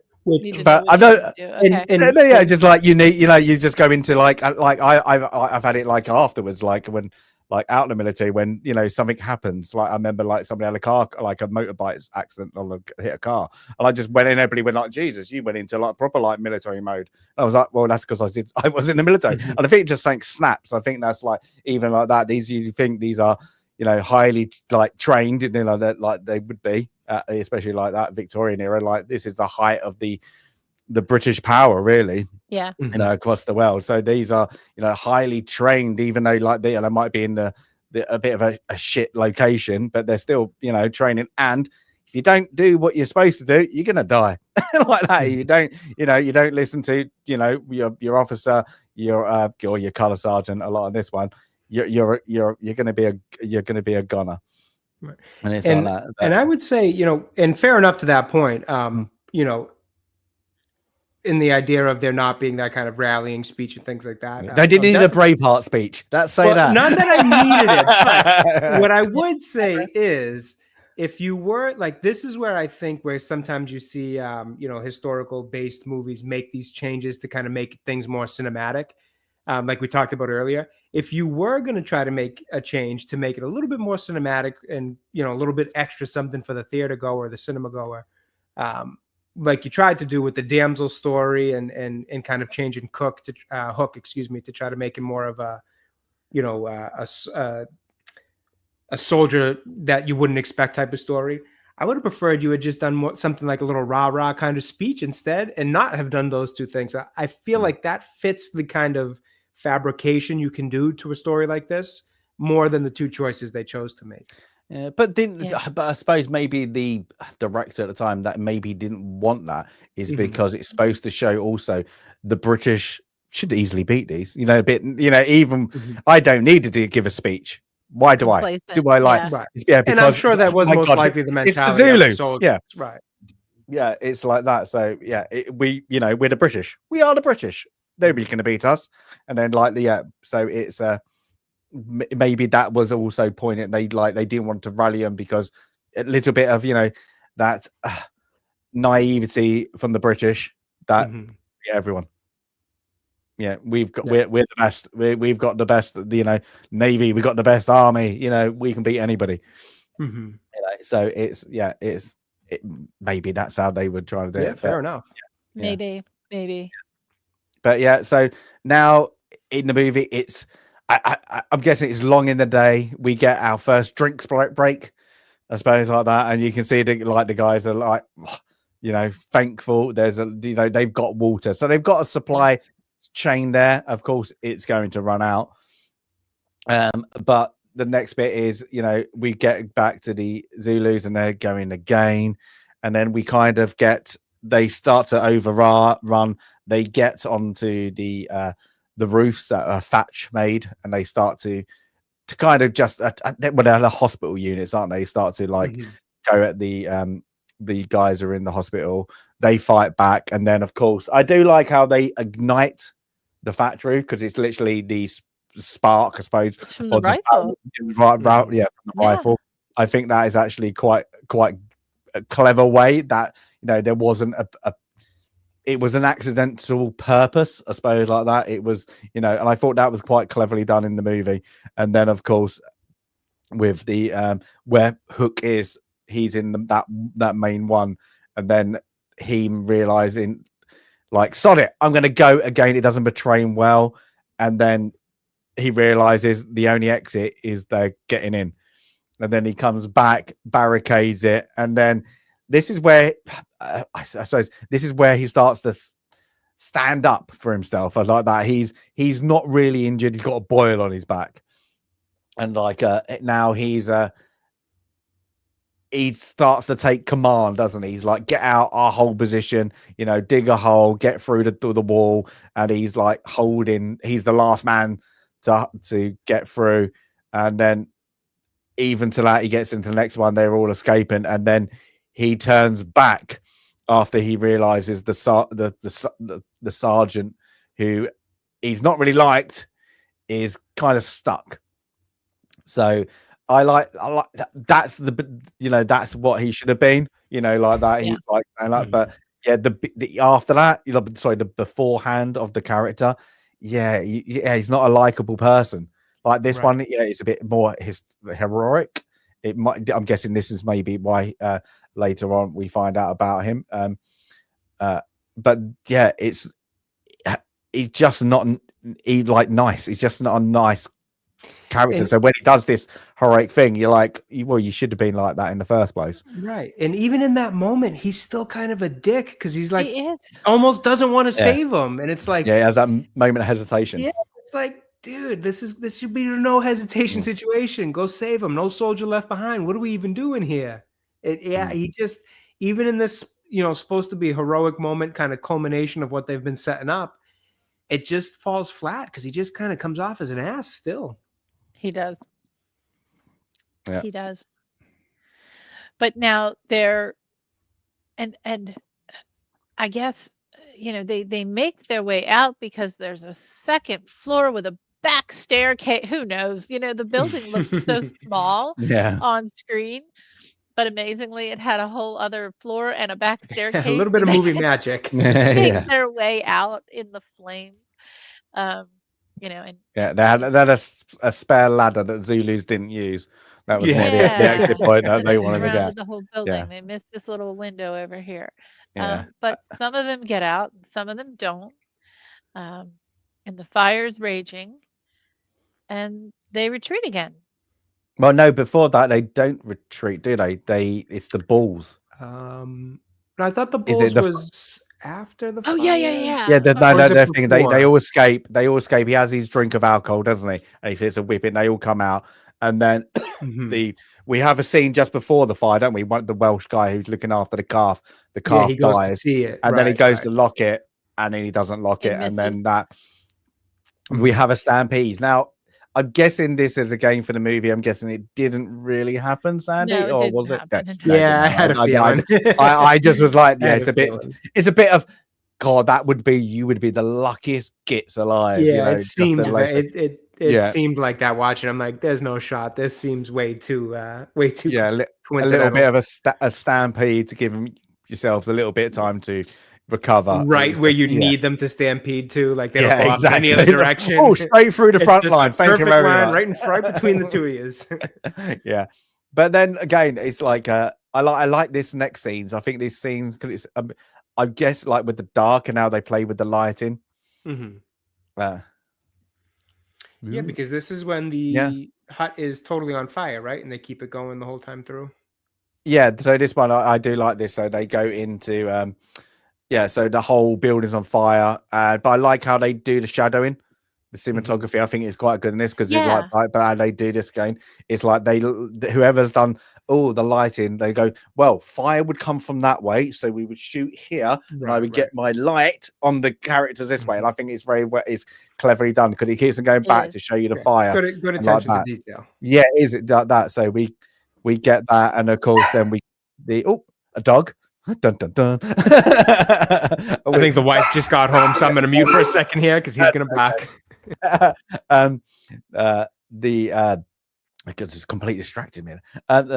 So we get the surgeon who still things, and then one of the Zulus tries to get through the windows, kills the man standing at guard, and then he manages to get somebody else to kill him, and then they come out. And then I like how they do this. Like the next bit is they actually must have shot this at like dawn, because it like you see that like over the landscape that we've seen with this the beautiful blue skies is like the sun just starts to come up, and it is very well shot again. Like it's very beautiful. Like get that aspect. We need to show you the landscape, and a beautiful landscape it is, but like how they shoot it without the war going on, it's good because then you get I think it's the color sergeant and Michael Caine, they fell asleep, they can they're like standing up. Standing up, and then you see in the background the silhouettes out of the sun of the next wave is going to come, and everybody's like, oh, they're not giving us any break. And I'm like, well, they don't have to. There's 4,000 of them. They could sleep in sleeping hours. So yeah, it's a game, but it's again they use this day and night aspect, I think, very well on like that, and like you say, like the how they shot is Yeah. well done. But then it's the next one is I like how they do it with the Zulus. Honestly, we're lining up, we're here, we're going at you, and it's like that. And then just like the disheartened of the British now going, it's like, oh, What are you waiting come for? on, Bring it just on. literally, bring it on, but come on, go like that. And they and then again, this is one again. It's a I'm guessing it's the morning war chant. It's like that, and they like that. So we're instead of going, we're going to we're going to go in and attack you. They give them a chant. And I guess it's another. It's like day 2, like that. This is day 2 war. It's like that. And again, I like this is the a great one where the lieutenant goes to the Welshman again. What do you think about the music? What do you think? And he's like that. They haven't got a bass line or something like that. They've got a good bass line. Don't have a top tenor. Yeah, that's it. And then he's like, come on, lads, sing. And then, of course, he just starts, like he gives it a bit of he's a Welsh twang. And then they all just start having a song back at him. I did like that. I'm guessing, again, it's very a pleasure of like it reminds me of like kind of like, the rugby, like you have the New Zealand and the like that against each other. It always just kind of out of that kind of natural battle of like song you get like sometimes in rugby. But I kind of got that aspect of it. I'm guessing maybe it was not because they were, the Welsh element of this movie was there, but I liked it. I think it was cleverly done. I just got it and I liked how they had the 2 songs going at once. So yeah. Yeah, no, I like that. It was kind of, I thought it was a little humorous too, to be honest, but it was also kind of like, I could understand it from the side of, they're obviously always hearing these chants, these songs, and I'm sure to a degree, especially at this point, it gets a little intimidating. You've already battled these guys for how many waves now? So it's like, let's show them they're not the only ones who can sing a song, in terms of that, and kind of to rally, again, a little bit of a rallying moment for the troops, but also just to try to send back a message of intimidation. And the guy who's been the music guy the whole time has a little bit of a humorous kind of way about him, so it does add a little bit of that to the scene. So the sing off finishes and they're charging again, and it's like, I'm guessing this is like another disheartening moment. Is like, oh, they come in. I think they're coming at all sides now. They're doing the like the antler movement they're trying to do on the British, but the British we've got an idea, and they've got they've hidden some of their forces like behind like some of the sandbags, and then they said 9. They wanted the wall at 9 feet. Very formation. Yeah, and then of course the bugler go to sound, and he can't. And he's spit, man, spit. Yeah, that was good. Yeah, it looks like that. And I'm guessing that did happen. I'm sure. Oh, I'm sure this guy's had no water in the middle of the African plains. So fair enough. Yeah, and then of course this is where it does show quite cleverly. Is like that tactics goes back. Is how if you got it right, it worked well, because they stop that whole wave, and they just showed it's like a sheet of bodies, let's say that. Yeah. And they're like, even that afterwards they have to clear it, and they're showing like them getting rid of the bodies. But I think that was quite well done. It's like, oh, that's a lot of dead just before that. Right. What is it, a 30-second volley of the British tactics that were done well. It will stop anything. I agree. I thought that was a very interesting representation of that very classic style of attack you guys used to use over in Britain. Because I know nowadays we look back at it and we can make our jokes about the kind of formality and cordial nature of fighting in these perfect lines and all that. And I know now, looking back on it, we look at it a little differently, and we can have some humor in it. But when you go back to that time period, that must have been an incredibly advanced style of tactic. And it's like a machine gun, isn't it? Really? Right. Yeah. Well, when you see it like that, that's when you're like, oh, damn, no, this is a really advanced and efficient style and tactic. So it was nice to kind of see it in that light versus, obviously years later, we look back on it, things have changed. We could look back on any tactic of any military in history and think, oh, what the hell were you guys thinking there? But when you apply it to the time it was, like, damn, that was actually really genius. And I can definitely see how it was so effective and so efficient and why they used it. And so you also be 3 rounds a minute, 3 rounds a minute. That was the old tactic. That's why we like the British, Napoleon, we could continuously fire, like that. If you had to write, training, you could continue, and that's it. Nobody, right? It's just a non-stop barrage. Yeah, nobody would meet the British. You didn't meet the British in lines. You would lose. Lose. That was it. That is it. So the tactics, other people, we're not going to be stupid. Why would we ever go in lines? Except for the British were like, why aren't they going in lines? Because they know they're going to lose. It's like, tit for tat. People were like, hold it. If we go in lines, we're going to lose. So, it's things. Oh, they go, Galandon got that Sharp series. We'll have to do that. But Sharp. And then we get, I like this next scene. So we get this one is the Colour Sergeant is roll call. So this is it. They cleared all the bodies, and the lieutenant goes into the roll call, and it's very poignant. Like a couple of ones he knows they're dead, and he just quietly says their name, and marks them off. And I like that touch. Yeah, and there's a couple of other ones where he says, like again, it's 257 Jones, like that. Again, he says it again, and then there's a bit of humorous one. I can't remember his name. He goes, "I've seen you. You're alive. You're alive. You're alive." And again, it's just like that a bit of humor that is introduced into a very moment. But then again, after that, they do Hook again. They do him a nasty. He's like that because one of them goes, get back to that guy, get back to the infirmary, and then he goes to Hook. And the Hook goes, see you later. And he goes, stand in line. Stay where you are. And he's like that because he knows. It's like they know he's a skiver. And that's what threw me so off with this movie, with his role in this movie, is that so at this point, I'm like, well, all right, they wanted to give him some kind of redemption arc, and they wanted him to be the soldier that refound his willingness to be a soldier, whatever the hell they were going for. And then it's like right at the tail end, you just give him one more bad character trait. Like, damn, man, you guys just did this guy dirty. Yeah. So the next one, they've got they've done the roll call, and then they hear, I suppose, the train again, I suppose, like that.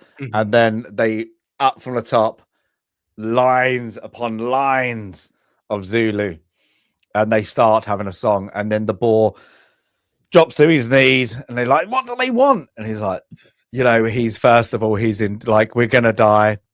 Don't you want any more? You're like, he makes out like, it's the end. We just, we're not going to survive this. And then they keep on singing.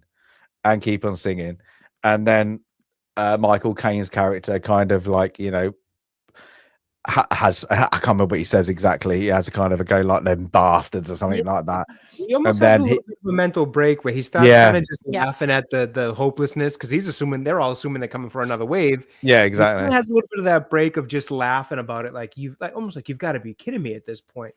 And I think he says something like, they're taunting us, and he's laughing about it, like, they're taunting us out there, those bastards, they're taunting us. And that's when the other guy comes in like, no, you've got it all wrong. Now he's laughing. He's like, you've got it all wrong. They're not taunting you. They're praising you, which I thought was a cool little kind I like that, because it's like that. And then you see the salute from the Zulus, and then they just turn their backs. And he's like, no, they're honoring, they're saluting a fellow brave. And I like that. And we're going down after. I like that bit in the movie, and I'm hoping we're getting a moment, Sandy. I really hope it's true. I really hope it's true, and how that happened, because I think it's kind of very poignant. It's a great ending to the battle. Of like, it's a nice way to wrap up the battle aspect of the movie. I think it's well done, and I think like that, and then and I like it. And then how they then after that, it goes straight into the Richard Burton again, and then he explains the significance of the Victoria Cross, that how many were issued, and out of the 1,000 since the inception of it, 11 came from this battle. And then they go like to every person, and they give their name out, like as who they like, their their rank and all that and who actually received the Victoria Cross. And then, of course, it ends up with the last lieutenant, and then he grabs one of the shields and stabs it into the ground. I suppose to be symbolic of like that's it. This, you know, I'm guessing it's supposed to be symbolic, but yeah, I thought it was a good like little wrap up to the movie as a whole. Now, Sandy, please say, was it real? Was it real? I'm sorry to inform you, it was not. What a shame. Let me explain why it is good and not an unfair representation. So, as I mentioned, the Zulu were retreating, not just to reassemble and change tactics. They were retreating because their leader said, "Do not attack the space," and they were reconsidering. When they finally retreated, it was because they were told, "Okay, knock it off," and they did not come back and salute their worthy counterparts. However, let me say this: that the attitudes at the time, as well as how this film portrayed the two opposing forces, was very fair. It did not villainize the British as imperialist dogs. It did not villainize the Zulu as callous, attackers without provocation. The film portrayed both sides incredibly fairly as worthy warriors. And so I think that scene, although it didn't happen in real life, it really solidified what the film was trying to do, to depict the battle, and the battle with the most Victoria Crosses, awarded in one battle. I got to go to an exhibit at the Imperial War Museum on a prior visit to London, which I might visit this time around, on the Victoria Cross and all the people who had earned it, and the fact that it's made with metal from the Napoleonic Wars, from the cannon that are melted down. Like the crosses themselves, the medals themselves are made from these particular cannon.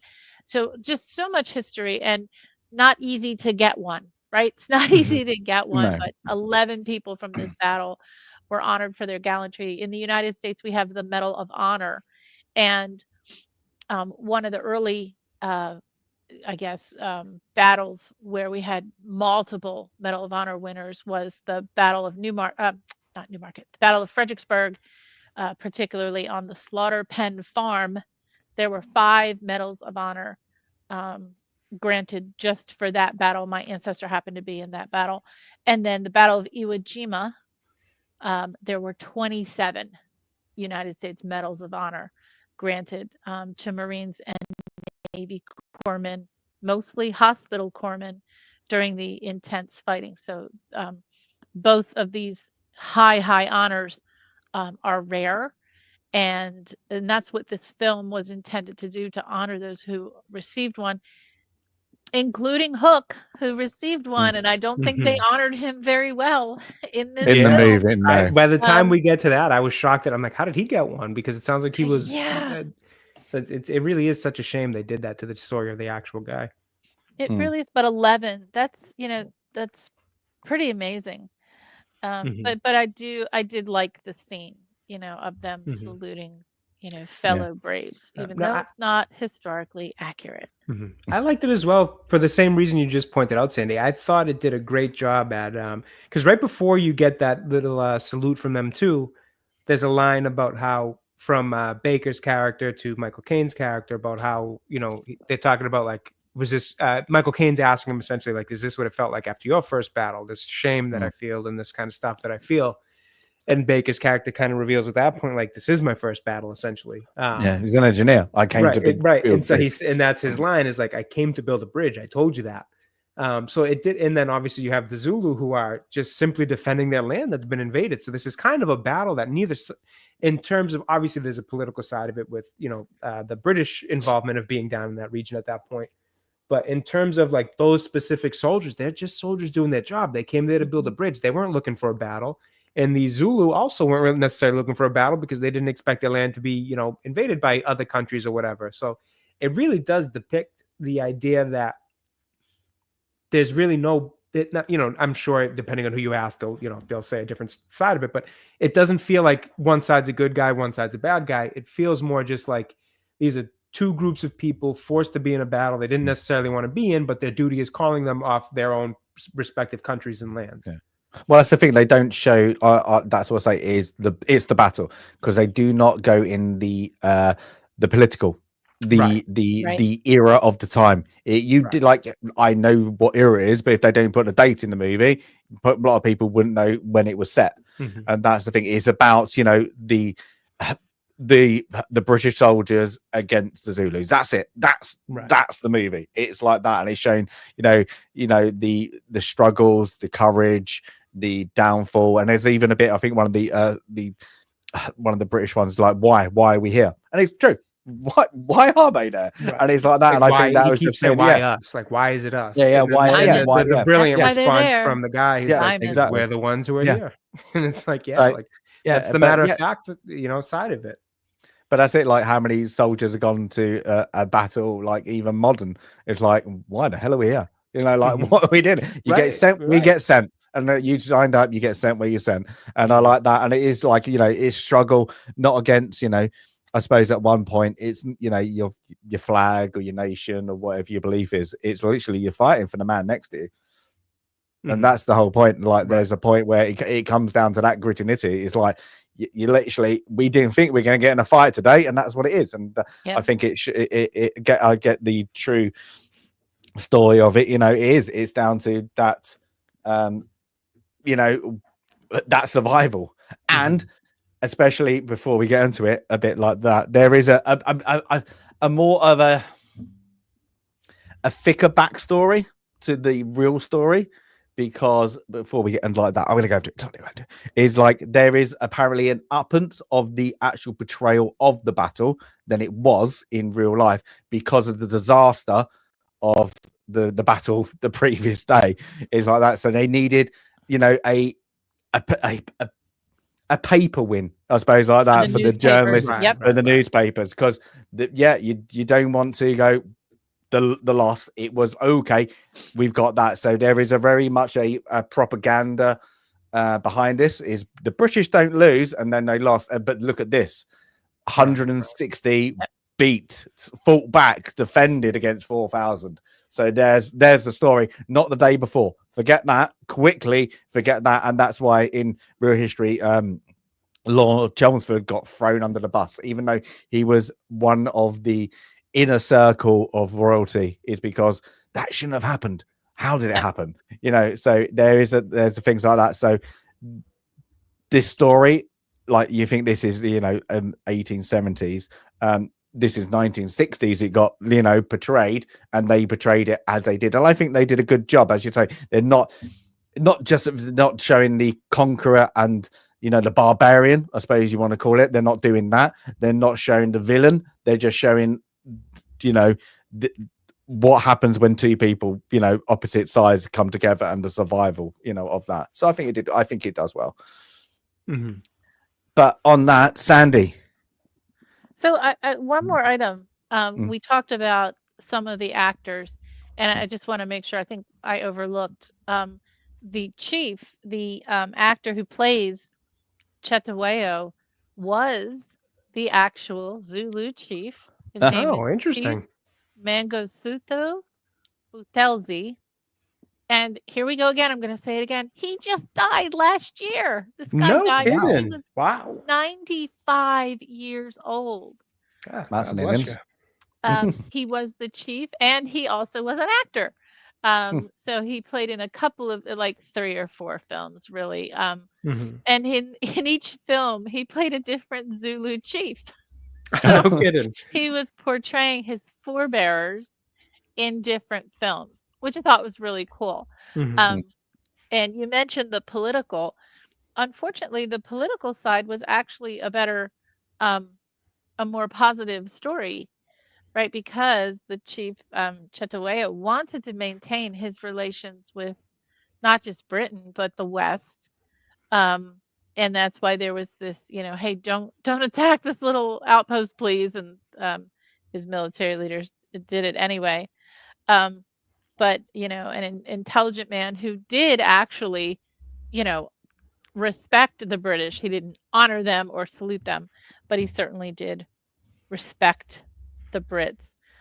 For me, the star of this film, this is going to sound corny, but the star of this film is the weather, the sun, the way this is shot. When I turned this on and watched it on my television, again, wishing I was in a theater, the vibrant color. And, of course, it was the red coats against the green grass and the blue sky and the golden sun, makes for those sweeping epics that we just get sucked into. And then, of course, the costumes and the shields and the beautiful, dancing and chanting and all the native, costumes and attire were just so beautifully done. We did not mention the music. The music was John Barry. John Barry, who composed the James Bond themes, and several other well-known movie themes. I think I'm going to get this wrong. Is it Born Free? Yes. He won his Oscar for Born Free, and never won an Oscar for any of the James Bond films. I hope he got an honorary. I hope he got some honorary awards for his music, his iconic music in the Bond films. Yeah. So this film was made. I changed my numbers chart to respect that this is a British film, and so I'm using pens instead of the dollars. Yay. The film was made for £666,000, which would Real have been money. $1.7 million in 1963-64. Adjusted for inflation, that's today 11 million pounds, 12, let's say 12 million pounds. It made 2.9 million pounds, so it well more than quadrupled the expense there, and was considered a box office success for sure. In a year when, at the same time that this film was released, the Beatles' Hard Day's Night was playing in the theaters, there was still a really strong turnout for Zulu in the theaters. Today, that would be $51.2 million. So, again, more than quadrupling the investment. So a really good success. It got one BAFTA nomination, just one, for color direction. Obviously, it's not just me saying it. The British Academy for Television, Film and Television agrees as well. That the color and really the cinematography was great, but it didn't win, sadly. However, it has gained more acclaim over the years after its release, and it's ranked number 31 on the BFI's top 100 British films of all time. And I think that's quite fair. I think that's certainly quite fair. I unfortunately was dragged down by some of the poor acting, not just by Otto Witt and his daughter. I think there was some over-the-top acting across the board in a couple of situations. And I'll keep the historic grade outside of it. I give it a 6.5, a really strong, steady, solid rating. I give it a C for historic accuracy. But I really like the film. Is it a film that I would watch if I was just flipping channels and it was on? Yeah, I would sit down and watch it again. I certainly want to watch it again and see if I can see the shields with no legs underneath. It's a Sunday like early evening movie, I would say. It's like that. It's like today, if it was on one of the channel, you think, oh, Zulu's on. That's what I feel like it is now. As I like that. Good, yeah. It's a fun movie. It is. And then we'll go around, but then I have two more little fun facts / criticisms to share. But Jay, so you would recommend it though, would you? I would recommend. Yeah. I would recommend. Yeah. Go on, and Jay, as your first time Zulu. As my first time, first of all, I agree with everything Sandy just said. I think the highlights of the movie is the cinematography, is a lot of the visuals that you get, the music, the chanting, that stuff is all phenomenal. I did have issues with the acting as well. I'd also say the first half of the movie just drags along way too slow. They could, if you were to have given me just kind of the battle and onward, I probably would have graded it better. So I'd like to give 2 scores. One score is appreciating what it is, especially in the time that it was, trying to take on a movie about a battle like this, or trying to take on a story about a battle like this and make it into a movie in 1960s, I think is an incredibly difficult task and an ambitious one.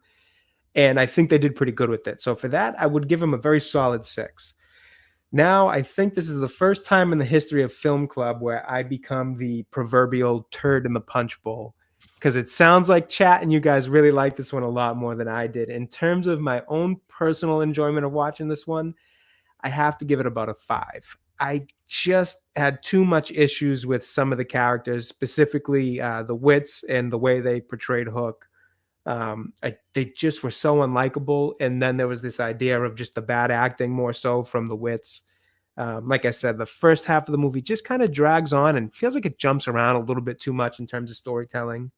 And it was just enough to kind of just drag down the movie for me. So unfortunately, it's not one that I really enjoyed, but I did appreciate it for what it is. And I'm happy to have learned more about this battle, because now I kind of want to just find out the facts, the history, watch a documentary, the whole deal, and just learn more about it. So I do appreciate that it did that for me as well. That's fair. That's really fair. Yeah. Like I say, for me, I would have to say, sadly, like I'd never do 0.5, but I'm going for a 6.5.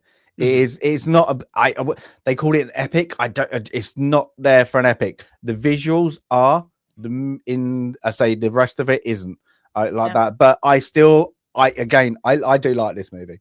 I recommend it. I think it's more, it is I say this is on every year around Christmas time. Don't know why it's a Christmas movie. Don't know. It seems like December odd timing for it. It's very weird, but like you can guarantee The Great Escape, and this is going to be on. For some bizarre reason, yeah, both of them seem like bizarre. Yeah, it's literally it is they have that British with December time, get a British let's get that British classic movies on, and we have a couple of strange ones. But yeah, I really enjoy it. I think with the like when I've stopped rewatched, like when I have time past, I remember I don't remember the bad acting. When I watch it, I think I remember the bad acting. Right. Yeah. So that's yeah. So yeah, for me, it's high. Yeah, I would recommend it. It's a good one. But yeah. So I have a couple more items to share. Galador just us all. Oh my gosh! Yeah, and there are people who love this. They do. It is. Yeah, yes. I knew I was gonna be the unpopular one this week. But that's it. Like there is this is a very popular. It is just a popular movie. Like everybody's heard of it. You know, like even if you probably before you even watched it, you know the movie Zulu. It's literally it's a really very nice iconic. It's a very that is a good poster. I'll give it that. I do like the 60s posters. 60s it's just early 60s. Yeah. I was just saying on my stream earlier that I love this style of just like old school style of stuff, especially when it comes. I was pointing out a poster in the Batman game that was like an old Barnum and Bailey's circus style poster of Solomon Grundy. And this is another one where I just love this old style of look. It's just so clean. The colors are bright. They all pop. It's a really, really nice poster. Yeah. But yeah, I think it just sits there. A lot of people, I suppose, up there. It is a very, because if you think about it, it's a 1960s, but it's 1870s. It's like it's a weird sitting one. I think it helps as well that Sir Michael Caine went on to become a prominent British actor and then went over into Hollywood and did very well for himself and was in also some very terrible movies. We do, just to let you know, we do have Jaws on the wheel. We don't have the Revenger Jaws? Is it? That movie is bad. We don't talk about those. Yeah, I honestly haven't seen it, so I'll do not watch that. Since you brought up Sir Michael, I'm not going to touch on the accent again. I think we've already touched on that. Oh, so I actually had that question. Sorry to interrupt there. No, go ahead. Is Michael a sir? I was saying to my wife, he is a sir. Okay, I was saying to my wife earlier because she kind of strolled through the living room while I was watching it. And I was like, "Oh, can you tell who that is?" She's like, "Michael Caine." And I'm like, "Sir Michael Caine." And I'm like, "Wait a minute, is he actually a sir? I wasn't sure." Yeah. And then I was like, "If he's not, that's criminal. He should be." Some of them turn it down, but he didn't. Yeah. He's Yeah. a Sir Ah, Michael good. Caine. But Glad since to know that. we're talking Michael Caine, let me tell you one other critic. I'm not going to talk about the accent, but in some of the close-ups, did anyone notice the David Bowie style makeup on? Yes, his Look eyelids, at right? He the had eyeshadow eyeshadow. on. Yes. Oh my I God, did Sandy, not thank you for notice that. mentioning that. He's got it. At first, I noticed it towards the end of the movie. I'm like, maybe they're trying to go for like bad, beaten and battered type of look.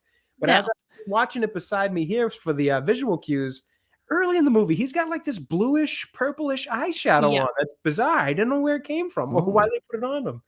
I think two things. Number one, we are now in the age of HD TV. So we're Maybe, seeing yes, that's everything. true. So That's that may true. have been normal movie makeup for someone with, he's fair. So he's got Mhm. light hair. He probably has like no eyelashes, or very light eyelashes. So they probably put some mascara and eye makeup on him. But yeah, he had a David Bowie look in a Yeah, few of the it close-ups. was weird. One other item to share, Stanley Baker, this film wouldn't have happened if Stanley Baker hadn't created a production company to carry it out. So he actually went out and got Oh, the money to fund the film and then no created the kidding. production company. And he went on for most of his life.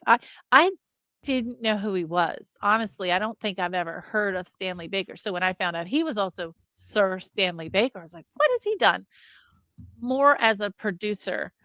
But it looked like, James, and you may know, like a kind of a film actor in different films and television, but probably made a greater contribution with all of his production ventures in his short life, because he did die at the Yeah. age of 48, which is like, wow. Yeah. 8 Punk years after this. 8 or It yeah, seemed 8, like 10 a years. lot of this cast died young. Yeah. The woman who plays the they smoked. girl in it, she died in 82, I think 53 years old. Like, seems like a lot of these actors died really young. The Zulu chief, though, 95. Yeah, him and Michael Caine. they had long legs. My last little tidbit, my last little interesting tidbit from this film is that Stanley Baker and his wife, they were married until his death, and she still honors his memory, and he's got several children, some of whom became actors. His son, Glyn Baker, is famous for the following, and I quote, "Inform the commander that Lord Vader's shuttle has arrived." No way. He's in Return of the Jedi. No way. Oh my. His son plays one of the Go figure. Imperial leaders, or maybe a radio guy who says, "Inform the commander that Lord Vader's shuttle has arrived." Oh, That's that is a fun fact for sure. Yeah. So I have to look up and see what else he's in. But I'm glad that the Wheel of Film blessed us with this one again. I wish I could have had a better experience with the book, but I think I grasped. Okay, I'm gonna say something. The Wheel of Film knows all, and I'm gonna mean that is because what is tomorrow? I'm not sure. Is it the anniversary of this? Remembrance Sunday. Oh, and we just watched it. Oh, you don't have that. Okay, right. No, Remembrance Sunday. 11/11. Ours is always the 11th day of the 11th month on the 11th hour. We do have that. We have that, but we also have Remembrance Sunday. Remembrance Sunday. You do a special thing on Sunday. So is that your guys' version of Veterans Day? Is that what we're? No, we don't. I'm not familiar with. No, this is just to let you know. But at least we forget. Like that's it. So They it's Remembrance do. Day, and we are literally doing. We just did a movie about the sacrifice of soldiers just the day before. Well, it's coming up in half an hour, and I was like, the wheel knows. So I thought that was poetic. Like my girlfriend always said, she said it as well. She went like, it's weird. You just kind of got that in time with Remembrance Sunday. I was like, oh yeah, that is coming up. Yeah. So your Remembrance Sunday is more like our Memorial Day. Right. So that's where we honor the Memorial past. Day. Right. We honor all veterans. The current ones, I think, Day. plus right. Yeah, so that's us in 2 days. We have Veterans Day, which is that one. Our Memorial Day, like Sandy said, is more that. Yeah. So we do the 11th as well. So everybody goes out. Well, great timing. Silence. Yeah. So I was like, that's weird. I said weird. And when we got Trouble in the Curve, and I said the Dodgers just won the that's right. the World Oh, Series, yeah. and I was like, this is weird. So what's in a couple of weeks? I don't know. I like to say when it comes We closer, got but yeah. Thanksgiving here in the U.S. I don't think we got Is it? anything about pilgrims or anything like that. So I think they're probably. I think don't we know. do. I don't know. I could quickly put Pocahontas on. I don't know if we actually do. I don't know Planes, if there. Trains, and Automobiles is Thanksgiving. Yes, that. Oh, yes. there you There go. we. That's Oh my something. god! If that That's gonna comes be out on there. now, that is yes, It definitely on has there. to be on there. It has to be. So are we ready? So this will be my last film before I go to the UK. Yes. Mhm. So if So we'll we have do to. Trouble with Yeah, the we'll Ferg have- Right, next because we week, have and then this one on the Mhm. 22nd, and then the next one we'll have to decide. What's going well, on? if Dan gets his if Dan gets his act together, we'll be doing something on that Saturday. But we'll get there when we get there. So I'm ready. Okay, so we're right. going for what's it? Did we say train planes? Oh, I was gonna have a look. Definitely in there. It's gotta be definitely there. Planes, trains. It's Is it not? train- Is it trains and planes, or is it planes and It's trains? planes, I always trains, forget which is automobiles. first. Planes? Is it It's planes? Trains. Planes Okay. is first. Yes, definitely there. Oh, okay. So, we got it. are we We gonna got it. go? So, if it comes out, this isn't fixed. This isn't fixed. Okay. I always ask Sandy what you're looking for, except for are we all going to say we're going to want trains, planes, Yeah, trains? let's see if we can will it into I existence. would huh? love planes, trains, and automobiles. Yeah, let's do it. Let's see if I we would. can I get that do to happen. like. I really That'd be like good that with a movie. Western because I keep saying I don't watch many Westerns. So Oh, okay, Yeah. yeah. Let's Same do it. here, Let's actually. go for I'd it. be cool with that. Or you could go for what Jay wanted last time, Raiders of the Lost Ark. That just Yep. caught Ooh, my I eye. forgot about that one, right? Yeah, there we go. But let's do it. Everybody, get ready. Hold on. 5, 4, 3, 2, 1.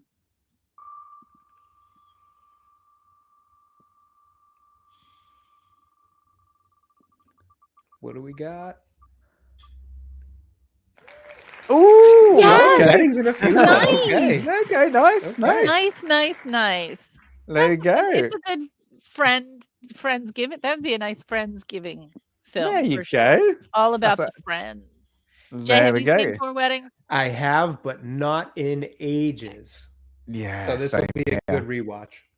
There you go. Oh, my girlfriend's gonna like this one. She likes this Yeah, movie. I'll so probably she- sit down with She's- my wife and watch this one. I think she'll You enjoy it, honestly. should. I think she'll Another enjoy it. British classic as well. Good friends. I just Oh, that's a good one. love- That's a good one. I'm Yeah, actually yeah. really excited to That's- rewatch that. There we go. So there we go. After we went a bit firm, I suppose at the start, we've got now 2 kind of light-hearted ones. So it's like that. So this Yeah, is probably that's the nice. most. This is probably the most comedy valued one, isn't The it? There's a lot. closest to it. Yeah. The closest Yeah. to it, Except for for sure. one part. Yeah. Well. Yeah. Okay. Yeah. Cry. These are like, Aw. I don't know. Just Would you say rom-com for this? yeah, I feel like you definitely could, a right? Yeah, rom- it's gotta be, yes, It's yes. got enough comedy to call it a rom-com. No, Got yeah. our boy Hugh Grant. Oh my God, love Hugh. Yeah. Grant. can't go I wrong love with them that. all in This this is a good one. film. It's love a good. that. I'll give you that. Look at this. No. It's actually a good one. I haven't watched it for ages. I must say. Oh, I'm like God. Jay. It's I been, can't like, remember. not since the early 2000s since I've seen this. It's gonna nice. be like a total fresh rewatch. Yeah. Yeah. Yay. Yay! Excellent. Let's do that. Oh, sorry. Look. Abe, is Hey. that a frowny face? Abe, what is I frowny think face? he wanted sci-fi. Didn't You don't he? like He the wanted romance, sci-fi. Abe. Not a fan of Hugh. I like it. It's a good, but because there was that they like the British kind of went into especially Hugh Grant. This is where he probably then became big, didn't he? Yes, He Yeah. did really this. got a lot of, I think, American Yeah. Hollywood, And then jumping. about I a don't know if it boy. was I don't know if he had already been in Hollywood at all at that point, but I do feel like this is I when you think started so. to see him more in Hollywood, kind of become a more household name. Yeah, I At least think this Even is though a they're very. not, Where he was there at that point. No, I even think though this they're is not very the same- British. yeah, Sorry. very British. I was gonna say, even though they're not the same characters, it's like this is the young set of friends, and then Love Actually is like the more mature rom-com story with different sets of friends, and Hugh Grant is the prime minister in Love Actually. Yeah, and you have what's his name? What's his name as the president? Oh, what's his name? Billy Bob Thornton. Billy Fulton, yeah, he's Oh, like the God. nasty person. Like He's funny. evil. It's just like, Special oh. relationship. Yeah. It's such a good film. I'm excited to watch for weddings. There we And it's just go. sorry. Okay, the only Hugh I'm a fan of is also with I don't even know what that means. What does that mean? Pew, Barney, McGrew, Cuthbert, Dibble, and Grubb. What is this a British? What is this? I'm not getting a reference. No. Pew, Bounding Grew, Cuthbert, Dibble, and Grub. Yeah, I'm Sounds not like a familiar. limerick. Hugh, Yeah, Pew, it's Barney, McGrew, Cuthbert, Dibble, and Grubb. It does. It's some weird swearing from the county he's in, and he's like, Yeah, I'm probably saying something really rude and I don't realize it. Sorry. Everybody else is like, clip it. Oh, You can't trust Abe. You never know. no, exactly. Yeah. But yeah, so yeah, we got a good light-hearted one. We have to do the schedule of 4 weddings because of timings and all that. So we might have a little break, might not, whatever. We'll have to see. But yeah, Zulu. I hope everybody. I'd say it's a short movie, like in the sense there's not. It would be like what's it? Helm's Deep. It's like there's a lot that happens in Helm's Deep, but there's probably not a lot to actually visually, except for there's a battle. Right. So it's almost like you only have to break down the second half of this movie because Yes. that's where the meat of it is. You know, the first half Yeah. is there's not a ton to really pick apart or go into. It's kind of just like, yeah, it's just the happenings. And then you get to the portion where you can really start to have the discussion. Trumpton. What's Trumpton? The Trumpton Fire Brigade, is I that a don't know. song? Apparently AWOL knows too, though. They're all Pew, they're in Pew, cahoots Barney over here. McGrew, Cuthbert, Dibble, and Grubb. Okay. I mean, I All want right. to sing it. I'm gonna Sounds like actually have. Harry Potter characters. Is it actually so? If I Google this, Oh, God, the God. British- Lord knows oh. what comes It's up. going to be something really rude. oh, it is actually a old TV. Oh, I visually I remember it, but it's from the 60s. Oh, I interesting. don't. Back when you were a teenager. I don't know it. I don't know it. Yes, that's it. Everybody else is showing their age. But yes, it's been good. It's been fun. Any final thoughts, Sandy? Unless you get the book. Yeah, learn about the history. I think the Yeah. history is incredibly interesting and insightful. And check out the making of. Google or go on YouTube and look up the making of or behind the scenes of Zulu, and you'll get the insights into how they filmed it. I must say, I you'll never get- knew that, so I'm gonna Yeah. gonna have to do that. You'll get interviews with the cast and the crew, as well as the wife of Stanley Baker. There's also Hold on, can I a ask? nice- Before I was about, is Michael Caine on that? No, but there's a I was going to say, I separate wonder what interview. accent he was. Was he doing his normal voice? Yeah. Yeah. No, yeah. In the interview with Dick Cavett, so after the film was released, Michael Caine did an interview with Dick Cavett, and yes, his normal accent was years evident later. in that interview, and it was, quote, the young Michael Caine introducing Michael Caine. You know, this was his entree into film after having been a stage star, of course. So check all of that out because I think it's really interesting. And I would even say, I know I didn't give this the greatest score from my own personal viewing experience, but I don't, I'm happy I watched it for a few reasons. There were good things to take from it in terms of just a regular viewing experience. There was a lot to learn from it in terms of a battle I was completely unfamiliar with and didn't know much of. And it sparked an interest in me to want to find out more about it. So it's definitely worth watching. I know I didn't give it the greatest score, but definitely worth watching. I think it sounds like everybody in chat, has already seen it being either British or a history buff, potentially both. So I know this chat, it definitely was a crowd favorite. But if I knew people, if I come across people who are history buffs, much like chat and the both of you, I would recommend it to them for sure. So I know, like I said, no, I didn't give it the greatest score, but it was one worth watching. And I definitely think it has its audience that, will like it a hell of a lot more than I did and be able to recommend it to them. Also, Sandy, you just got a proposition on date night on Saturday. Oh, there you go. Oh, don't know what that means, euphemism.